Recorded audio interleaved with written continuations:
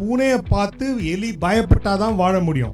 So அந்த இடத்துல பயம் வந்து நமக்கு ரொம்ப நன்மை தருது. எஸ்பிபியை விட நல்லா கிரிக்கெட் விளையாடுறீங்க, சச்சினை விட நல்லா பாடுறீங்க, ரெண்டும் பண்ணுறீங்க. பட் அவருக்கு வந்து ஒன்னொன்றுக்கும் ஒரு ஒப்பீடு வச்சுருக்காரு. வயலன்ஸ், பிறரை கொல்றது எல்லாமே நம்ம செஞ்சுட்டு தான் இருக்கோம். ஆனால் அதை செய்யாமல் ஒரு சொசைட்டியாக வாழ்கிறதுக்கு குற்ற உணர்வு ரொம்ப முக்கியம். குற்ற உணர்வு இல்லாத ஒரு குரூப் இருக்குது, ஆன்டி சோஷியல் பர்சனாலிட்டின்னு சொல்லி.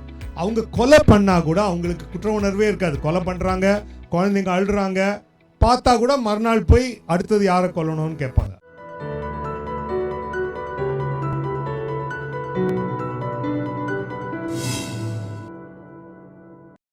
வணக்கம்.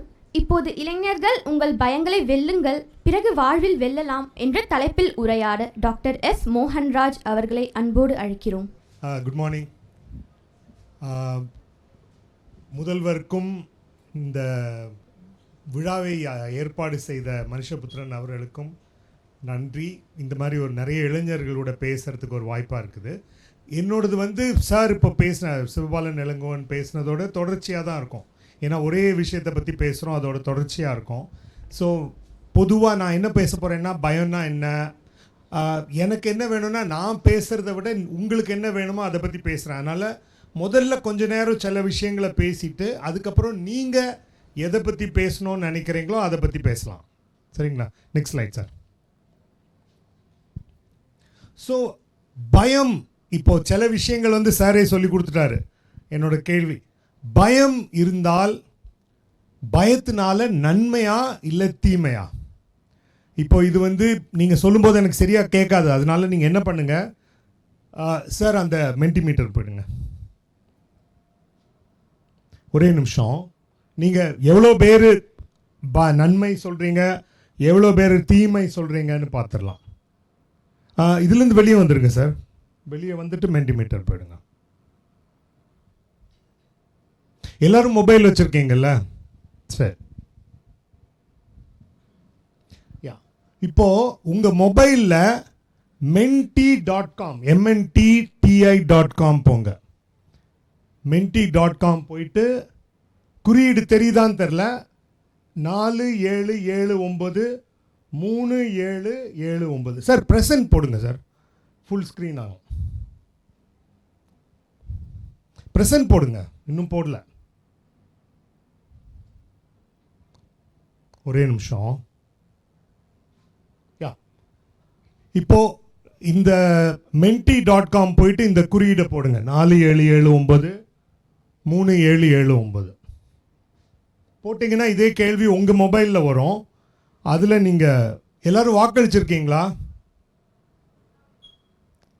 இல்லை, நீங்கள் வெளியே வாக்களிக்காட்டி கூட இங்கே வாக்களிக்கிறதுக்கு ஒரு வாய்ப்பு.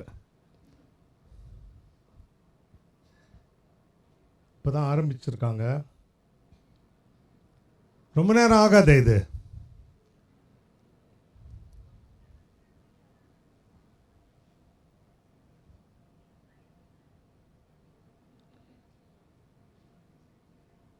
நான் கடுமையான போட்டி இருக்கும்னு நினச்சேன். இன்னும் பண்ணாதவங்களுக்கு அந்த இதை ஜூம் பண்ணி காட்டுறாங்க என்ன நம்பர்னு.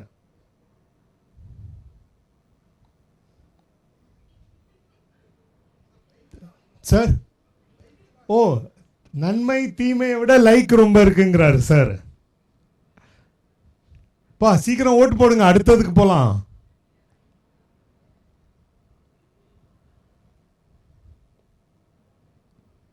போட்டிங்களா? இவ்வளோ நாம் 100 பேர் இருக்கிறீங்க. இதில் வெறும் 13, 21 பேர், 39 பேர் தான் லாகினே பண்ணியிருக்காங்க. 100 பேர் இருக்காங்கன்னாங்க. என்னம்மா? ஓ, நெட்வொர்க் ஸ்லோவாக இருக்குதா? சரி, பரவாயில்ல. ஆனால் கடுமையான போட்டியாக இருக்குது. 14, 12. சரி, தீமைன்னு சொல்கிறவங்கள யாராவது ஒருத்தர் எழுந்து ஏன் தீமைன்னு சொல்கிறீங்களா? இதில் தீமைன்னு ஓட்டு போட்டவங்க யாராவது ஒருத்தரா?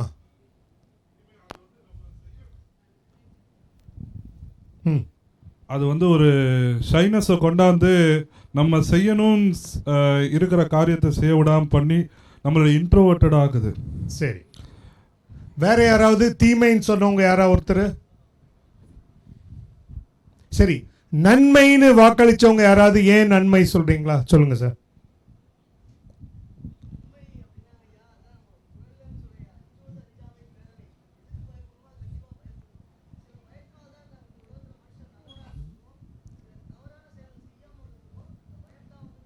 Sure, correct. திருவள்ளுவர் காலத்திலே இந்த இது பயம் நல்லதா கெட்டதான் இருந்தது.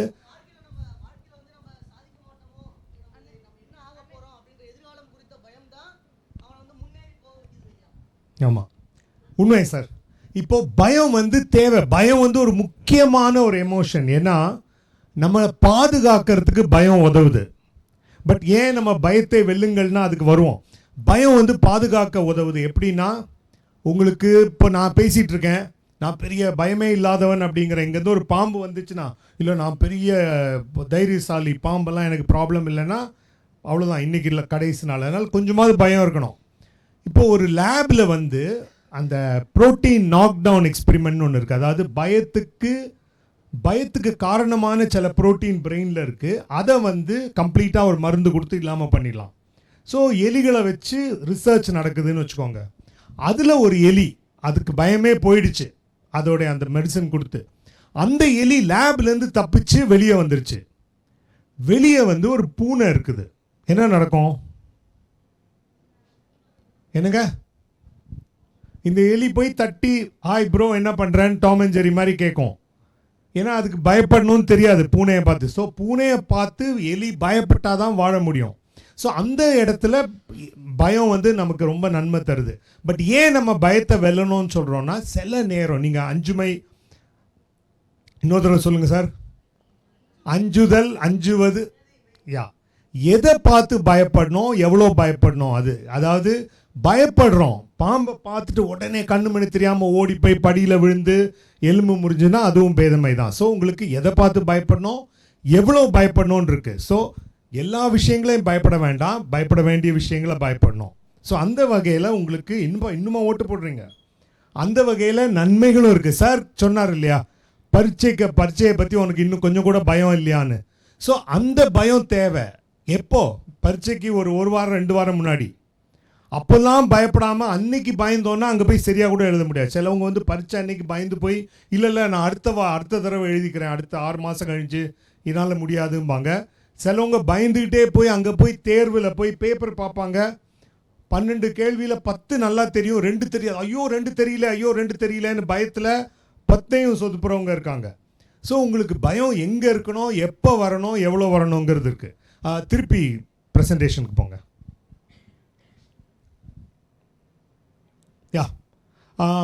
அடுத்த ஸ்லைடுங்க, நெக்ஸ்ட் ஸ்லைட்.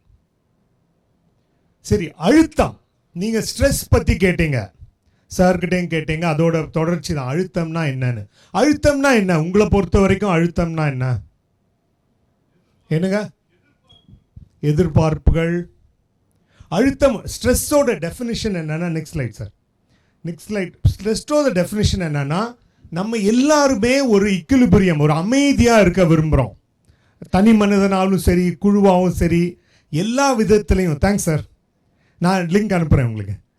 தனி மனிதனாலும் சரி, குழுவாக சரி, ஒரு நாடாக சரி, நம்ம அமைதியாக இருக்கணும்னு நினைக்கிறோம். அதுக்கு ஏதாவது வெளியே இருந்து, இப்போது இந்தியா அமைதியாக இருக்கணும்னு நினைக்கிறாங்க, யாராவது வந்து தொந்தரவு பண்ணால் அது நாட்டுக்கே ஸ்ட்ரெஸ். நான் தனி மனிதனாக இருக்கேன், திடீர்னு ரொம்ப சூடாக இருக்குது, அது எனக்கு ஸ்ட்ரெஸ். இல்லை ஒரு குழுவாக இருக்கும், இங்கே ஏதாவது ஒரு பயங்கர சத்தமாக பக்கத்துலேருந்து இருக்குன்னா எல்லாருக்கும் ஸ்ட்ரெஸ். அந்த வகையில் நம்மளுடைய அமைதி, இக்குலிபிரியமை எது தடுக்குதோ அதை நம்ம ஸ்ட்ரெஸ்ன்னு சொல்கிறோம். நெக்ஸ்ட், இப்போ நான் அடுத்த கேள்வி கேட்குறேன் உங்ககிட்ட. அழுத்தம் தேவையா தேவையில்லையா? நீங்கள் இதுக்கு போங்க, அந்த மென்டிமீட்டருக்கு. அதாவது இப்போ உங்களுக்கு எல்லாம் பவர் இருந்து நீங்கள் வந்து ஸ்ட்ரெஸ்ஸே இருக்கக்கூடாது, நாட்டில் ஸ்ட்ரெஸ்ஸே இருக்கக்கூடாது. இல்லை மென்டிமீட்டர் அங்கே போயிடுங்க. நெக்ஸ்ட்டுன்னு போடுங்க, ஜஸ்ட் இது பண்ணால் போதும். Next slide. அழுத்தம் தேவையா தேவையில்லையா? தேவையில்லை தெரியும். உங்கள் மொபைலில் போய் அதே இடத்துக்கு போனீங்கன்னா நீங்கள் ஆக்சுவலாக அதுலேருந்து வெளியே வராட்டி அதே இருக்கும் உங்களுக்கு. ஸோ அழுத்தம் தேவையா தேவையில்லையா? உங்களுக்கு அந்த பவர் இருக்குது, ஒரு நாள் முதல் மந்திரி மாதிரி இனிமேல் ஸ்ட்ரெஸ்ஸே இருக்கக்கூடாது நாட்டில்னா நீங்கள் தேவைன்னு சொல்வீங்களா, தேவையில்லைன்னு சொல்லுவீங்களா? என்னப்பா கடும் போட்டியாக இருக்குது. ஸோ ஸ்ட்ரெஸ் தேவை, ஸ்ட்ரெஸ் தேவையில்லை. தேவையில்லை.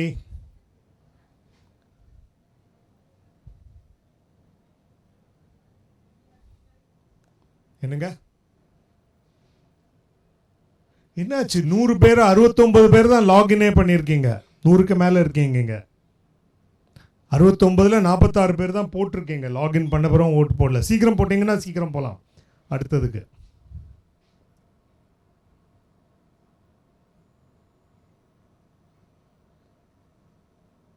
ஓகே, போட்டுறவங்க போட்டே இருங்க, நான் பேசுகிறேன். ஸோ ஸ்ட்ரெஸ் தேவையா இல்லையாங்கிறத பற்றி கொஞ்சம் டீட்டெயிலாக பார்க்கலாம். ஸ்ட்ரெஸ்னால் என்ன, அது ஸ்ட்ரெஸ்னால் என்னன்னு பேசும்போது நமக்கு ஆட்டோமேட்டிக்காக ஸ்ட்ரெஸ் தேவையா தேவையில்லையான்னு வரும். வெளியே வந்துருங்க அப்புறம் கடைசியில் தான். நான் இந்த இடத்துக்கு வரேன். ஸோ பயம் பற்றி பேசும்போது ஃபுல் ஸ்க்ரீன் போயிடுங்க சார். பயம் வந்து நான் சொன்னேன் இயற்கையான ஒன்று. பட் பயம் வந்து ஒரு பெரிய பிரச்சனையாக எப்போ மாறும்போது சிலவங்களுக்கு பயம் ரொம்ப, அதாவது ஆங்ஸைட்டி டிஸார்டர்னு சொல்லுவோம். பயம் ரொம்ப இருக்கும், ஒரு ரிலாக்ஸ்டாக இருக்க முடியல, நான் என்னால் ரிலாக்ஸ்டாகவே இருக்க முடியல அப்படிம்பாங்க. அமைதியாக இருக்க முடியாமல் இருக்கும், தசைகள் எல்லாம் பிடிப்பாக இருக்கும். ஸோ நிறைய வலி இருக்கும், தலைவலி இருக்கலாம், கை கால் வலி இருக்கலாம். இது வந்து பயம் ரொம்ப இருக்கும்போது வரக்கூடியது சிலவங்களுக்கு. அடுத்த ஸ்லைட். சிலவங்களுக்கு ரொம்ப பயம் இருக்கும்போது, ஏதாவது ஒரு பெரிய ஆபத்து இருக்கும்போது அவங்களுக்கு இதயம் படபடான்னு அடிக்கிறது தெரியும், மூச்சு வாங்கும், நடுக்கம், கை கால்லாம் நடுக்கம் இருக்கும், வேர்வை இருக்கும், தலை சுத்தும், உடல் வலி வரும். இதுக்கெல்லாம் காரணம் என்னன்னு பார்க்கலாம். Next slide please. காரணம் என்னன்னா, இப்போ நம்ம இந்த முழு ஹாலை வந்து ஒரு டைம் மிஷினாக மாற்றி ஒரு 10,000 வருஷம் முன்னாடி போகிறோம்னு வச்சுக்கோங்க. 10,000 வருஷம் முன்னாடி அண்ணா சாலை, அதுக்கு முன்னாடி மவுண்ட் ரோடு எதுவுமே கிடையாது, ஃபுல்லாக காடு. அப்போ நம்ம மூதாதையர் ஒருத்தர் வந்து போயிட்டுருக்காரு. இங்கே ஜன்னல் வழியாக பார்த்தோன்னா 10,000 வருஷம் முன்னாடி ஒருத்தர் நடந்து போயிட்டுருக்காரு. ஸோ அவருக்கு என்ன ஸ்ட்ரெஸ் இருக்கும், என்ன ஸ்ட்ரெஸ்ஸாக இருக்கலாம் அவருக்கு அந்த காலத்தில்? என்னங்க, ஒரு புலியை பார்க்குறாரு, ஒரு விலங்கு, அது ஒரு பெரிய ஸ்ட்ரெஸ். ஸோ புலியை பார்க்கும்போது அவரால் அந்த ஸ்பிளிட் செகண்டில் அவர் முடிவு எடுக்கணும். ஒன்று புலி கூட சண்டை போடணும், இல்லை அங்கேருந்து ஓடி போகணும். ஸோ எந்த ஆபத்தாக இருந்தாலும் சண்டை போடலாம், இல்லை ஓடி போகலாம். இதுக்கு பேர் வந்து நீங்கள் எல்லோரும் கேள்விப்பட்டிருப்பீங்க, ஃபைட் ஆர் ஃப்ளைட் ரியாக்ஷன்னு கேள்விப்பட்டிருப்பீங்க. ஃபைட் ஆர் ஃப்ளைட் ரியாக்ஷனில் நீங்கள் சண்டை போடுறோமா இல்லையான்னு முடிவு பண்ணுறது ஒரு செகண்ட். அது எப்படி முடிவு பண்ணுவீங்கன்னா, அது என்ன மிருகம், புலியா ஓடி போனோம், இல்லை ஒரு சின்ன ஒரு சிறுத்தைன்னா சண்டை போடலாம், இல்லை நான் வெறும் கையோடு இருக்கேனா, இல்லை என் கையில் ஆயுதம் இருக்கா, ஆயுதம் இருந்தால் சண்டை போடலாம், வெறும் கைனா ஓடி போனோம், இல்லை நான் தனியாக இருக்கேனா, 10 பேர் கூட இருக்கேனா, குழுவாக இருக்கேனா, இந்த முடிவெல்லாம் நீங்கள் ஒரு செகண்டில் எடுத்துருவீங்க. ஆனால் உங்களுக்கு ஓடவும் சரி இல்லை சண்டை போடுறதுக்கும் உங்கள் உடம்ப அட்ரினலின்னு ஒன்று தயார் பண்ணும். Next slide please. அட்ரினலின்ங்கிறது நம்மளுடைய கிட்னி பக்கத்தில் இருக்குது. இதில் மூளை வந்து ஆபத்தில் சிக்கின உடனே மூளை வந்து அட்ரினலின்ட்ட சொல்லும், அட்ரினலின் ப்ரொடியூஸ் உடனே அட்ரினலின் ப்ரொடியூஸ் பண்ணி உங்களுக்கு உடம்புல எல்லா இடத்துக்கும் போகும். ஸோ அங்கே போய் உங்களுக்கு ஹார்ட்டை வேகமாக அடிக்க வைக்கும், ஏன்னா ரத்தம் எல்லா இடத்துக்கும் போய் சேரணும். அடுத்தது உங்களுடைய மூச்சு வாங்கும், வேகமாக மூச்சு வாங்கும்.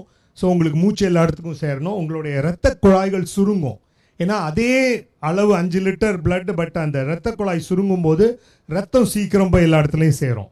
இன்னொன்று என்ன ஆகும்னா, உங்களுக்கு அந்த டைமில் செரிமானம் எதுவும் தேவையில்லை, அதனால் அதெல்லாம் கொஞ்சம் பேக் சீட் எடுத்துரும். லிவரில் இருந்து உங்களுக்கு குளுக்கோஸ், உங்களுக்கு எனர்ஜி வேணும். ஸோ அங்கே கிளைக்கோஜனாக ஸ்டோர் பண்ணியிருக்கிற எனர்ஜி வந்து குளுக்கோஸாக வெளியே வரும். இது வந்து உங்களுக்கு அட்ரினலின் பண்ணும். இது ஒரு ஆபத்தான சூழ்நிலைக்கு நமக்கு ரொம்ப உதவும். டக்குன்னு ஒரு புலியை பார்க்குறோம், ஓடி போனோம், 10 கிலோமீட்டர் ஓடி போனோம், மரத்து மேலே ஏறணும், அதுக்கெல்லாம் நமக்கு எனர்ஜி தரும். இப்போ நிறைய பேர் ஆபத்தில் பார்க்கும்போது நான் இந்த அளவுக்குலாம் ஓடினதே இல்லை, பட் ஆனால் பயங்கர ஃபாஸ்ட்டாக ஓடுவோம். இப்போ நான் ஒரு சைக்கிளிஸ்ட்டு, எங்களுக்கு அடிக்கடி வரும், அதாவது என்னென்னா திடீர்னு நாய் துரத்தும் போது எங்களோட பர்சனல் பெஸ்ட் ரெக்கார்ட்லாம் வரும். சாதாரணமாக ஓட்டி பார்த்தாலும் அவ்வளோ வரவே வராது. நாய் துரத்தும் போது எப்பவும் பண்ணுறதை விட ஃபாஸ்ட்டாக பண்ணியிருப்போம். ஸோ நமக்கு அந்த அட்ரினலின் வரும்போது ஒரு எக்ஸ்ட்ரா ஸ்ட்ரென்த் கிடைக்கும். இன்ஃபேக்ட் ஒரு ஒலிம்பிக் ஸ்விம்மர்கிட்ட அவங்களோட ரகசியம் கேட்டப்போ சொன்னாங்க, நான் எப்போவும் ஒரு முதல்ல என்னை துரத்துற மாதிரி இமேஜின் பண்ணுவேன்னு. பண்ணும்போது அவங்க அட்ரினலின் வந்து அவங்க அதனால நல்லா பண்ணுவாங்க. Next slide please. இது அதே அந்த கிட்னி பக்கத்தில் எங்கே இருக்குன்னு, இதுதான் அட்ரினலின் உங்களுக்கு. Next slide. ஸோ இது வந்து உங்களுக்கு ரத்தத்தில் கலந்து ரத்தம் வழியாக உடம்பு முழுசும் போகும், உங்களுக்கு எல்லா இடத்துக்கும் போகும். முக்கியமாக உங்களுக்கு இதயத்தில் வேலை செய்யும்போது இன்க்ரீஸ் ஹார்ட் ரேட் வருது, உங்களுக்கு லங்ஸில் வரும்போது உங்களுக்கு மூச்சு வேகமாக வாங்கும், அந்த மாதிரி எல்லா இடத்துலையும் வேலை செய்யும். கண்கள் விரிவடையும், பியூப்பிள்ஸ், ஏன்னா உங்களுக்கு அந்த ஆபத்து இருக்கும்போது எல்லாம் பார்க்க முடியணும். பெரிஃபரல் விஷன்லாம் ரொம்ப முக்கியம், எதுவும் குன்னிப்பாக பார்க்க வேண்டியதில்லை, எல்லா இடத்தையும் பார்க்கணும், அதனால கண்கள் விரியும். ஸோ உங்களுக்கு ஆபத்து வரும்போது எப்போவுமே உங்களுக்கு கண்கள் விரிஞ்சிருக்கும், யாரையா பார்த்தீங்கன்னா தெரியும். ஸோ இது வந்து உங்களுக்கு ஒரு 5 நிமிஷமோ 10 நிமிஷமோ உங்களுக்கு அந்த ஆபத்தை சமாளிக்கிறதுக்கு நமக்கு அட்ரினலின் உதவும். இப்போ நம்ம என்ன பண்ணுறோன்னா 10,000 வருஷம் முன்னாடி இருந்தோம் இல்லையா டைம் மிஷினில், திரும்ப 2025க்கு வரோம். இப்போ நம்ம வெளியே பார்த்தோன்னா காடை காணோம், இங்கே அண்ணா சாலை இருக்குது. ஸ்ட்ரெஸ்ஸர்ஸ் என்னன்னு பார்த்தீங்கன்னா, பழைய காலத்தில் ஸ்ட்ரெஸ்ஸர் சொன்னோம் புலியை பார்க்கறது, இப்போ புலியே இல்லை சென்னையில். நெக்ஸ்ட் ஸ்லைட் பாருங்கள். இப்போ நமக்கு அழுத்தம் இல்லை ஸ்ட்ரெஸ் என்னன்னு பார்த்தீங்கன்னா புலி கிடையாது. Next slide. இப்போ தேர்வு ஒரு பெரிய ஸ்ட்ரெஸ். பட் என்னன்னா நம்ம 10,000 வருஷம் தாண்டி வந்துட்டோம். இப்போ ஒரு 15 வருஷம் முன்னாடி வந்த ஃபோன்கள்லாம் 1 2 3 4 14 ப்ரோ மேக்ஸ் அந்த மாதிரிலாம் பல இது வந்துருச்சு. ஆனால் அட்ரினல் கிளாண்ட் 10,000 வருஷம் முன்னாடி என்ன அட்ரினல் கிளாண்ட் இருந்ததோ அதே அட்ரினல் கிளாண்ட் தான் இருக்குது, அப்கிரேடே ஆகலை. ஸோ உடம்புக்கு தெரிஞ்சதெல்லாம் ஆபத்து வருதா, அட்ரினல் கிளாண்டை தட்டி விடு, அட்ரினல் எல்லா இடத்துக்கும் போட்டோம், ஹார்ட் வேகமாக அடிக்கிட்டோம். ஸோ தேர்வு நேரத்தில் ஐயோ தேர்வு அப்படின்னு நினச்சோன்னா உடனே மூளையிலேருந்து அட்ரினல் கிளாண்டு போய் படபடப்படான்னு ஹார்ட் வேகமாக அடிக்கும், கை நடுங்கும், வேர்வை இருக்கும். ஆனால் புலி கூட சண்டை போடுறதுக்கு அட்ரினல் உதவும். ஒரு 4 திருடனுங்க வராங்க, உங்களை வந்து கத்தியை காட்டி மிரட்டுறான்னா அட்ரினல் உதவும், தேர்வில் உதவ போகிறதில்ல. ஸோ தேர்வு நேரத்தில் இதயம் அடிக்குது, இல்லை ஒரு இன்டர்வியூ போகிறோம் இதயம் அடிக்குது, அப்ரைசல் இருக்குது இதயம் அடிக்குது, நடுங்குதுன்னா அது வந்து உங்கள் உடம்புல எந்த ப்ராப்ளமும் இல்லை, உங்கள் உடம்பு நார்மலாக இயங்குது. ஆனால் அந்த மாதிரி ஒரு ஆபத்துக்காக பண்ணது, அப்கிரேட் இன்னும் ஆகலை, ப்ரோ மேக்ஸ் எல்லாம் ஆகலை. ஸோ அதனால தான் நமக்கு அந்த சிம்டம்ஸ் வருது. ஸோ தேர்வு வந்து நிறைய பேரால் ஒரு ஸ்ட்ரெஸ்ஸாக பார்க்கப்படுது. அடுத்தது தேர்வு விட்டால் இன்னொன்று நேரம். எனக்கு போதுமான நேரம் இருக்குதா, நான் அந்த அசைன்மெண்ட்டை முடிக்கணும், எனக்கு இவ்வளோ மணி நேரம் தான் இருக்குது, இவ்வளோ மணி நேரத்தில் நான் அதை பண்ணணும் இதை பண்ணணும். ஸோ இதுக்கு நடுவில் சார் சொன்ன மாதிரி சோஷியல் மீடியாவே ஒரு 8 மணி நேரம் எடுத்துகிட்டு போயிடுது. ஸோ நேரம் இன்மை வந்து ஒரு பெரிய ஸ்ட்ரெஸ்ஸாக நிறைய பேருக்கு இருக்குது, அழுத்தமாக நிறைய பேருக்கு இருக்குது. Next slide. இன்னொன்று பார்த்தோன்னா நிறைய பேர் வந்து வேலையில் இருக்கும்போது நான் போய் நல்லா ரெஸ்ட் எடுக்க போகிறேன், ஒரே களைப்பாக இருக்குது வேலையிலன்னு நினைப்பாங்க. ஆனால் அங்கே போய் வீட்டில் போய் படுத்திருக்கும்போது வேலை மறுநாள் என்னென்ன பண்ணணும்னு நினைப்பாங்க. ஸோ இதுவும் பயங்கர ஸ்ட்ரெஸ்ஸாக இருக்கும் அவங்களுக்கு. நெக்ஸ்ட். அடுத்தது முக்கியமான ஒரு ஸ்ட்ரெஸ் வந்து எதிர்பார்ப்புகள். நம்ம மேலே வச்சுருக்க எதிர்பார்ப்புகள் எந்த அளவுக்கு நம்ம அதை சாதிக்கிறோம், இல்லை நம்ம பெற்றோர் நம்ம மேலே வச்சுருக்கிற எதிர்பார்ப்புகள் எந்த அளவுக்கு சாதிக்கிறோம், அதுவும் ஒரு ஸ்ட்ரெஸ்ஸாக இருக்கலாம். இப்போ ஒரு அப்பா வந்து இன்ஜினியரிங் காலேஜில் ப்ரொஃபஸராக இருக்கார். பையன் வந்து 10வது வகுப்புலேயே கணக்கில் ஃபெயில் ஆகிட்டான், 2-3 தடவை ஃபெயில் ஆகிட்டு, அப்பா எனக்கு கணக்கு வேண்டாம் வேறு குரூப்பில் போடுங்கன்னா, இல்லை கணக்கு வாத்தியார் பையன் கணக்கெல்லாம் இல்லாமல் இருக்கக்கூடாதுன்னு சொல்லிட்டு 11th 12th போட்டார். 12th 6 தடவை ஃபெயில் ஆனான் கணக்கு. அவன் சொல்லிட்டு அப்பா, அவன் நல்ல கவிதையெல்லாம் எழுதுவான், எனக்கு கணக்கு வேண்டாம், என்ன வேறு இதுலையா போடுங்க, லிட்ரேச்சரில் போட. இல்லை, இன்ஜினியரிங் காலேஜ் ப்ரொஃபஸர் பையன் இன்ஜினியரிங் தான் படிக்கணும், இன்ஜினியரிங் போட்டிருக்காரு. ஸோ அவருக்கு டெஃபினட்டாக ரொம்ப ஸ்ட்ரெஸ் இருக்கும். Next slide.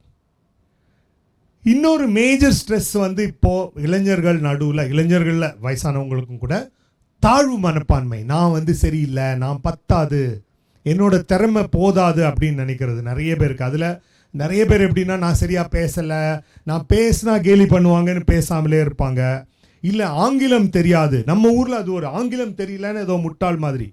சைனாக்காரனை பாருங்கள், தைரியமாக தப்பாக ஆங்கிலம் பேசுவான். ஏன்னா அது என்னோட 2வது மொழி, என்னோட தாய்மொழி இல்லை, நான் அதனால் தப்பாக பேசினா பரவாயில்ல, நான் சொல்கிறது உங்களுக்கு புரியுதில்ல அவ்வளோங்கிற மாதிரி. சிங்கப்பூர்லலாம் போனீங்கன்னா ஆங்கிலம் கொலை செய்யப்படும். ஏன்னா அவங்க சைனீஸில் யோசனை பண்ணி இங்கிலீஷில் சொல்லுவாங்க. நீங்கள் பார்த்துருப்பீங்க, நீங்கள் வந்து நான் அங்கே போகலாமான்னா கேன்லா அப்படிம்பாங்க. கேன்லானா அது அவங்களுடைய அந்த மலையில் போலே ஜுகான்னு வரும், போலேனா கேன். ஸோ அதை அப்படியே டிரான்ஸ்லேட் பண்ணி கேன்லாம்பாங்க.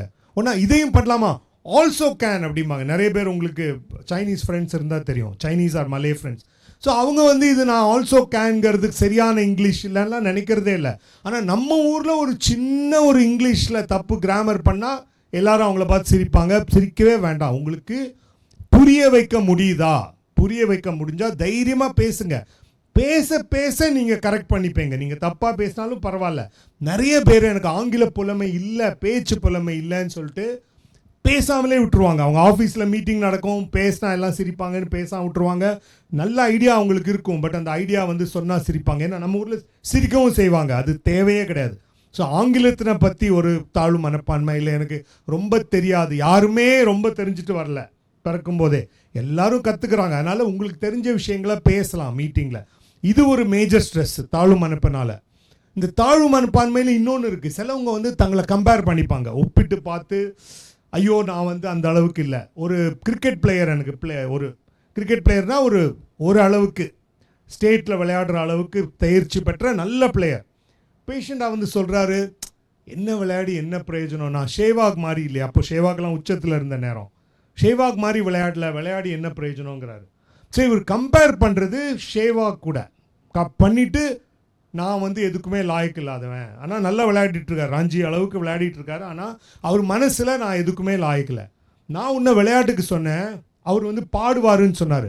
நான் சொன்னேன், அப்போ நீங்கள் வந்து எஸ்பிபி அளவுக்கு பாட மாட்டீங்கல்ல, அதை நினச்சி வருத்தப்படுறீங்கன்னா அவர் ஆமாம் எப்படி கரெக்டாக சொன்னீங்க, நான் எஸ்பிபி அளவுக்கு பாடலைங்கிறார். அதுவே நீங்கள் எஸ்பிபியை விட நல்லா கிரிக்கெட் விளையாடுறீங்க, சச்சினை விட நல்லா பாடுறீங்க, ரெண்டும் பண்ணுறீங்க. பட் அவருக்கு வந்து ஒன்னொன்றுக்கும் ஒரு ஒப்பீடு வச்சுருக்காரு.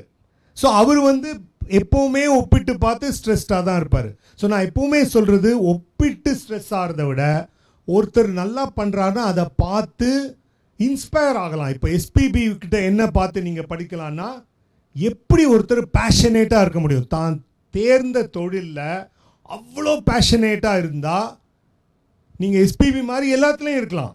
நீங்கள் கவிதை எழுதுறது எஸ்பிபி மாதிரி பண்ணலாம், பாடுறது தான் பண்ணோன்னு இல்லை, எதில் வேணால் பண்ணலாம். எந்த விதமான வேலையிலையும் அவ்வளோ இன்வால்மெண்ட் காட்டலாம். அந்த மாதிரி ஒருத்தர்கிட்டையும் ஒரு தன்மையை கற்றுக்கலாம். ஒரு பர்டிகுலர் எலமெண்ட்டை பார்த்து இன்ஸ்பயர் ஆகலாம், தவிர அவங்கள பார்த்து ஒப்பிட்டு பார்த்து மோசமாக இருக்க வேண்டியதில்லை. ஒப்பிட்டு பார்க்க வேண்டிய ஒரே நபர், நான் மே மாதம் 2025 இப்படி இருக்கேன், டிசம்பரில் எப்படி இருக்கேன், ஜான்வரியில் எப்படி இருக்கேன், அந்த ஒப்பீடு தான் பண்ணலாமே தவிர இன்னொரு ஆளுமே கூட ஒப்பிட்டு பார்த்தோன்னா அது ஒரு பெரிய ஸ்ட்ரெஸ்ஸாக இருக்கும். Next slide. கோபம் வந்து ஒரு பெரிய ஸ்ட்ரெஸ்ஸாக இருக்கலாம். கோபப்படுறது வந்து கோபம் வந்து உங்களுடைய பிபியை ஏற்றும், பயங்கரமாக ஸ்ட்ரெஸ்ஃபுல்லாக இருக்கும். கோபத்துக்கு பல காரணங்கள் இருக்குது. இன்னொரு பெரிய ஸ்ட்ரெஸ் வந்து நம்ம ஊரில் நினைப்போம், கோபம் காட்டாமல் இருக்கிறது ஒரு பெரிய விஷயம். நான் எங்கள் வீட்டில் எங்கள் ஒய்ஃப் தாங்க சண்டை போடுவாங்க, நீங்கள் என்ன நான் பேசவே மாட்டேன், ஒய்ஃப் சொல்லுவாங்க, அதனால தான் எனக்கு கோபமே வருதும்பாங்க. ஸோ வெளிக்காட்டாத கோபமும் பெரிய பிரச்சனை தான். அதாவது நம்ம வந்து அஹிம்சை பற்றி நான் கொஞ்சம் சொல்கிறேன்.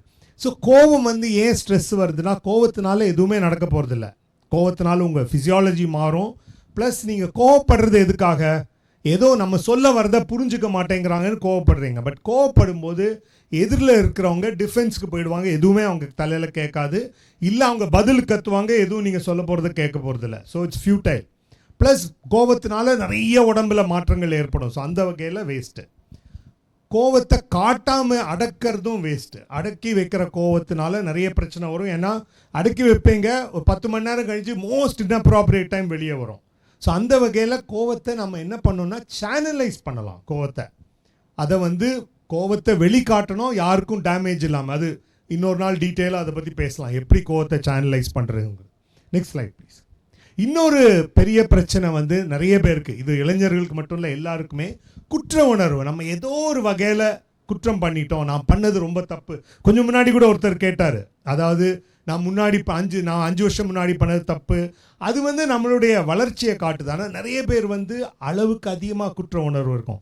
குற்ற உணர்வும் ஒரு வகையில் நான் உங்களுக்கு தேவையா இல்லையான்னு ஓட்டிங் வச்சிங்கன்னா ஓரளவுக்கு குற்ற உணர்வு வேணும். நம்ம ஒரு சமுதாயமாக கலாச்சாரமாக நம்ம எல்லாருமே மனிதர்கள் விலங்கு இனத்தை சேர்ந்தவங்க தான். நம்ம ஒன்றும் வித்தியாசம் கிடையாது. அங்கேருந்து குரங்குலேருந்து கொஞ்ச நாள் முன்னாடி வந்திருக்கோம், மரத்துலேருந்து இறங்கியிருக்கோம், அவ்வளோதான். ஸோ விலங்குகள் செய்கிற எல்லாமே செய்யறதுக்குள்ள குணம் நமக்கும் உண்டு. வயலன்ஸ், பிறரை கொல்றது எல்லாமே நம்ம செஞ்சுட்டு தான் இருக்கோம். ஆனால் அதை செய்யாமல் ஒரு சொசைட்டியாக வாழ்கிறதுக்கு குற்ற உணர்வு ரொம்ப முக்கியம். ஏன்னா குற்ற உணர்வு, இப்போ நம்ம தெரியாமல் ஆக்சிடெண்ட்டில் ஒருத்தர் மேலே பட்டு அவருக்கு எலும்பு முறிஞ்சிருச்சுன்னா குற்ற உணர்வு ரொம்ப இருந்துச்சுன்னா அப்புறம் ரொம்ப பாதுகாப்பாக ஓட்டுவோம். இதுவே குற்ற உணர்வு இல்லாத ஒரு குரூப் இருக்குது, ஆன்டி சோஷியல் பர்சனாலிட்டின்னு சொல்லி. அவங்க கொலை பண்ணால் கூட அவங்களுக்கு குற்ற உணர்வே இருக்காது. கொலை பண்ணுறாங்க, குழந்தைங்க அழுறாங்க, பார்த்தா கூட மறுநாள் போய் அடுத்தது யாரை கொல்லணும்னு கேட்பாங்க. ஸோ குற்ற உணர்வுனால தான் நம்ம எல்லாருமே குற்றம் செய்ய கூடியவர்கள். குற்றம் செஞ்சுருக்கோம், சின்ன சின்னதாக செஞ்சுருக்கோம். அதை சின்னதாக இப்போ நான் என்ன பண்ணியிருக்கேன்னா, கிளாஸ் ரூமில் ஒரு பையனை கேலி பண்ணுவோம், நாங்கள் எல்லோரும் கேலி பண்ணுவோம். ஸோ ஒரு நாள் என்ன பண்ணோம், அவனோட ஒரு பென்சிலை எடுத்து தூர போட்டோம் கிரவுண்டில். அழுதுட்டான் பயங்கரம். நாங்கள் எதிர்பார்க்கல. அங்கே ஏதோ அவன் கோவமாக ஏதாவது சொல்லுவான்னா அதில் பயங்கரமாக எங்களுக்கு குற்ற உணர்வு வந்து, ஏன்னா வெளியே போய் பார்த்தா அந்த பென்சில் கிடைக்கல. அதுக்கப்புறம் நாங்கள் அவனை அந்த அளவு தொந்தரவு பண்ணுறதை விட்டுட்டோம். ஸோ உங்களுக்கு குற்றம் செஞ்சு குற்ற உணர்வு வந்தால் அதே குற்றத்தை செய்ய மாட்டோம். அது மட்டும் இல்லை, மற்ற குற்றங்களும் செய்யாமல் இருப்போம். குற்றம் செய்யும்போது மற்றவங்களை எந்த அளவு பாதிக்குதுன்னு. ஸோ அந்த அளவுக்கு குற்ற உணர்வு வேணும். ஆனால் குற்ற உணர்வும் ஒரு அளவை தாண்டிச்சுன்னா அதுவே உங்களை முடமாக்கிடும், எதிர போவே விடாது, உங்களுக்கு அப்படியே பேரலைஸ் ஆகிடும். நிறைய பேர் வந்து குற்ற உணர்வும் எனக்கு நல்ல தண்டனைன்னு சொல்லி ஒன்றுமே செய்யாதவங்க இருக்காங்க. ஸோ குற்ற உணர்வு இருக்கணும், அதுலேருந்து என்ன கற்றுக்கலான்னு தெரிஞ்சுக்கிட்டு குற்ற உணர்வை தூக்கி போடுறது நல்லது. நன்றி. நல்லது. அடுத்தது இன்னொரு மேஜர் ஸ்ட்ரெஸ் வந்து, எதா ஒன்று எதை எடுத்தாலும் இது நல்லதா கெட்டதா, இது இந்த விஷயம் நல்லதா கெட்டதான்னு முடிவு செய்ய முடியாமல் இருக்கிற சில விஷயங்கள் வந்து ஸ்ட்ரெஸ் கொடுக்கலாம். இன்னொன்று வந்து என்னுடைய வாழ்க்கையோட நோக்கம் என்ன, பர்பஸ் ஆஃப் லைஃப். முன்னாடி பேசும்போது கூட அவர் பர்பஸ் ஆஃப் லைஃப் பற்றி சொன்னார். நான் ஏன் இந்த உலகத்துக்கு வந்திருக்கேன். இது வந்து நார்மலாக நீங்கள் நினைக்கலாம் விரக்தி அப்போ மட்டும்தான் இது வரும்னு. உங்களில் யாருக்காவது எப்போவாவது என்னோட வாழ்க்கையின் நோக்கம் என்ன, இந்த வாழ்க்கையின் அர்த்தம் என்னன்னு தோணுச்சுன்னா வாழ்த்துக்கள், நீங்கள் நல்ல இடத்துக்கு தான் வந்திருக்கீங்க. ஏன்னா அதுலேருந்து மாற்றம் வரும். அந்த கேள்வி இருந்தாலே போதும். என்னோட வாழ்க்கையின் அர்த்தம் என்னங்கிற கேள்வி வந்து நம்ம நார்மலாக நல்லா இருக்கும்போது வராது, கொஞ்சம் கஷ்டம் இருக்கும்போது தான் வரும். பட் அந்த கேள்வி இருந்தாலே பதில் கிடைக்கும் உங்களுக்கு. ஏன்னா பதில் வந்து அடுத்து நீங்கள் எடுக்கிற ஒரு புத்தகத்துலேருந்து வரலாம், அடுத்து பார்க்க போகிற ஒரு சினிமாலேருந்து வரலாம், ஒரு யூடியூப்லேருந்து வரலாம், இல்லை யாரோ 2 பேர் பேசிக்கிறாங்க அதுலேருந்து வரலாம். அந்த கேள்வி இல்லைன்னு வச்சுக்கோங்க, அதையே பற்றி ஒருத்தர் பேசிகிட்டு இருந்தால் கூட உங்களுக்கு அது பதியாது. இல்லை அதே பற்றி ஒரு கதை ஒரு சினிமாவாக வருதுன்னா கூட உங்களுக்கு பதியாது, மேலோட்டமாக பார்த்துட்டு போயிடுவீங்க. அந்த கேள்வி இருந்ததுன்னா உங்களுக்கு பதில் கிடைக்கும். ஸோ அந்த வகையில் வாழ்க்கையின் அர்த்தம் என்னங்கிறத இப்போ நான் சொல்ல முடியாது. எனக்கு கிடைச்ச பதில் உங்களுக்கு வித்தியாசமாக, உங்களுக்கு வேண்டாததாக இருக்கலாம், உங்களுக்கு கிடைக்கிற பதில் உங்கள் நண்பருக்கு இல்லாமல் இருக்கலாம். ஒருத்தருக்கும் அந்த கேள்வி இருக்கிறது நல்லது. ஸோ அது கொஞ்சம் ஸ்ட்ரெஸ்ஃபுல்லாக இருக்கும், கஷ்டமாக தான் இருக்கும். கஷ்டமாக இருக்கிற நேரத்தில் தான் அந்த கேள்வி வரும், என் வாழ்க்கையின் அர்த்தம் என்னன்னு. பட் அது வந்து ஒரு நல்ல விஷயம். இப்போ என்னோடய நண்பரின் மகன் வந்து அவர் வந்து கமிட் ஆகிருக்காரு, அந்த பொண்ணு கூட தான் இருக்கார், பட் கல்யாணம் பண்ணல. ஏன்னா என் வாழ்க்கையோட நோக்கமே என்னன்னு எனக்கு இன்னும் தெரியல, அது தெரியாமல் எப்படி கல்யாணம் பண்ணலாம் அப்படிங்கிறாராம். ஸோ அந்த அப்பா சொன்னார், அட்லீஸ்ட் குழந்தையாவது பெற்றுக்கோங்கப்பா, வயசாகுதுன்னா. இல்லை என் பையனோ பொண்ணோ எப்படி மதிப்பா, வாழ்க்கையின் அர்த்தம் கூட தெரியாமல், என் லைஃபோட பர்பஸ் கூட தெரியாமல் ஏன் கல்யாணம் பண்ணி குழந்தை பெற்றுக்கிட்டீங்க அப்படின்னு நான் சொன்னேன். ஜாக்கிரதைப்பா, எனக்கு அந்த கேள்வியே வயசான பிறகு தான் வந்தது, பதில் இப்போ தான் இன்னும் சரியாக கண்டுபிடிக்கல, ஸோ அதனால் சீக்கிரம் கல்யாணம் பண்ணுங்க அப்படின்னு சொன்னேன். ஸோ உங்களுக்கு வாழ்க்கையின் அர்த்தம் என்னங்கிற கேள்வியே ஒரு பெரிய ஸ்ட்ரெஸ்ஸாக இருக்கலாம் சிலவங்களுக்கு, அது ஒரு நல்ல ஸ்ட்ரெஸ் ஆக்சுவலாக. அதுலேருந்து உங்களுக்கு நிறைய பதில்கள் கிடைக்கும். Next line. Next line. இது பேசிட்டேன் நான். அடுத்தது வந்து இப்போ சார் சொன்னதுலேருந்து கொஞ்சம் நான் வேறுபடுறேன். நீங்கள் வேலை அல்லது தொழில் தேர்வு செய்கிறீங்கல்ல, அது எந்த அடிப்படையில், இப்போ சார் சொன்னார் நமக்கு பிடிக்குதோ இல்லையோ செய்யணும்லாம் சொன்னார், நான் கொஞ்சம் வேறுபடுறேன். ஏன்னா இது வந்து நிறைய ஸ்ட்ரெஸ் உண்டு பண்ணலாம். ஏன்னா உங்களுக்கு இப்போ பிடித்த வேலை, அவர் சொன்னார் பிடித்த வேலை தான் செய்யணும்னு இல்லை எல்லாம், பட் நான் சொல்கிறது பிடித்த வேலை, பிடித்தது மட்டும் இல்லை, உங்களுக்கு ஆர்வம் இருக்கிற ஒரு துறை, நிறைய துறைகள் இருக்குது, ஆயிரக்கணக்கில் துறைகள் இருக்குது, உங்களுக்கு எது பிடிச்சிருக்கோ அதுதான் ஃபர்ஸ்ட் க்ரைட்டீரியா. உங்களுக்கு பேஷனேட்டாக இருக்கணும், நீங்கள் பேஷனேட்டாக இருக்கிற ஒரு துறை. ரெண்டாவது, இது வந்து நிறைய பேர் என்ன பண்ணுவாங்க, இன்ஜினியரிங் ஏன் எடுத்தேன்னா அப்பா அம்மா நீ இன்ஜினியர் தான் ஆகணும்னாங்க, இல்லை நீ டாக்டர் தான் ஆகணும்னு அப்பா அம்மா சொன்னாங்க, அதனால எடுப்பாங்க. அவங்களால அந்த அளவு இன்புட் போட முடியாது. ஸோ உங்களுக்கு பிடிச்ச துறை, நீங்கள் ஆசைப்பட்ட துறை, ஆசைப்படுறதுல தப்பு இல்லை, உங்களுக்கு பிடிச்ச துறை. ரெண்டாவது க்ரைட்டீரியா வந்து உங்களுக்கு அதில் எந்த அளவு திறமை இருக்குது.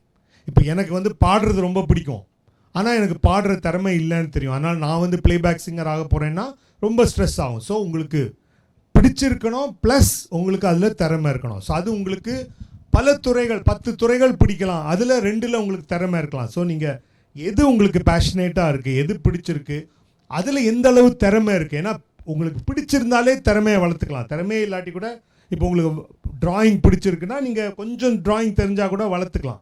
ஸோ எவ்வளோ திறமை இருக்குது. 3வது வந்து உலகத்துக்கு இது தேவையா, உலகத்துக்கு இந்த இது தேவையா, அது வந்து உங்களுக்கு பொருளாதாரம் சம்மந்தப்பட்டது. இப்போ நான் ஒரு துறையில் பிடிச்சிருக்கு, நான் அதை வளர்த்துக்கிறேன், என்னோட எபிலிட்டி குறைவாக இருக்குது, நான் ட்ரெயின் பண்ணி அதையும் வளர்த்துக்கிறேன், ஸோ நல்ல ஸ்கில்டும் ஆகிறேன். உலகத்துக்கு இது தேவையா. 4வது என்னோட ஸ்கில்லுக்கு உலகம் பணம் கொடுக்க தயாரா, வெகுமதி கொடுக்க தயாரா. இது 4 தான். ஆனால் நிறைய பேர் என்ன பண்ணுறாங்க, அந்த ஃபீல்டு தான் ரொம்ப இருக்குது, ரொம்ப டிமாண்ட் இருக்குன்னு சொல்லி பிடிக்குதோ இல்லையோ திடீர்னு எல்லாரும் கம்ப்யூட்டர் சயின்ஸ். 1 வருஷம் கம்ப்யூட்டர் விழுந்தால் போதும், உடனே எல்லாரும் வேறு டிகிரி. கம்ப்யூட்டர் சயின்ஸுக்கு யாரும் போக மாட்டாங்க. 2 வருஷம் கழிச்சு கம்ப்யூட்டர் சயின்ஸ் வந்துச்சுன்னா எல்லாரும் இல்லை, உங்களுக்கு கம்ப்யூட்டர்ஸ் பிடிக்கும்னா தான் கம்ப்யூட்டர் சயின்ஸ் போனோம், இல்லை திடீர்னு எல்லாரும் MBA. ஸோ என்ன சொல்கிறேன்னா, அது வந்து வாழ்க்கை ஃபுல்லாக இருக்க போகிறீங்க அந்த தொழிலில்.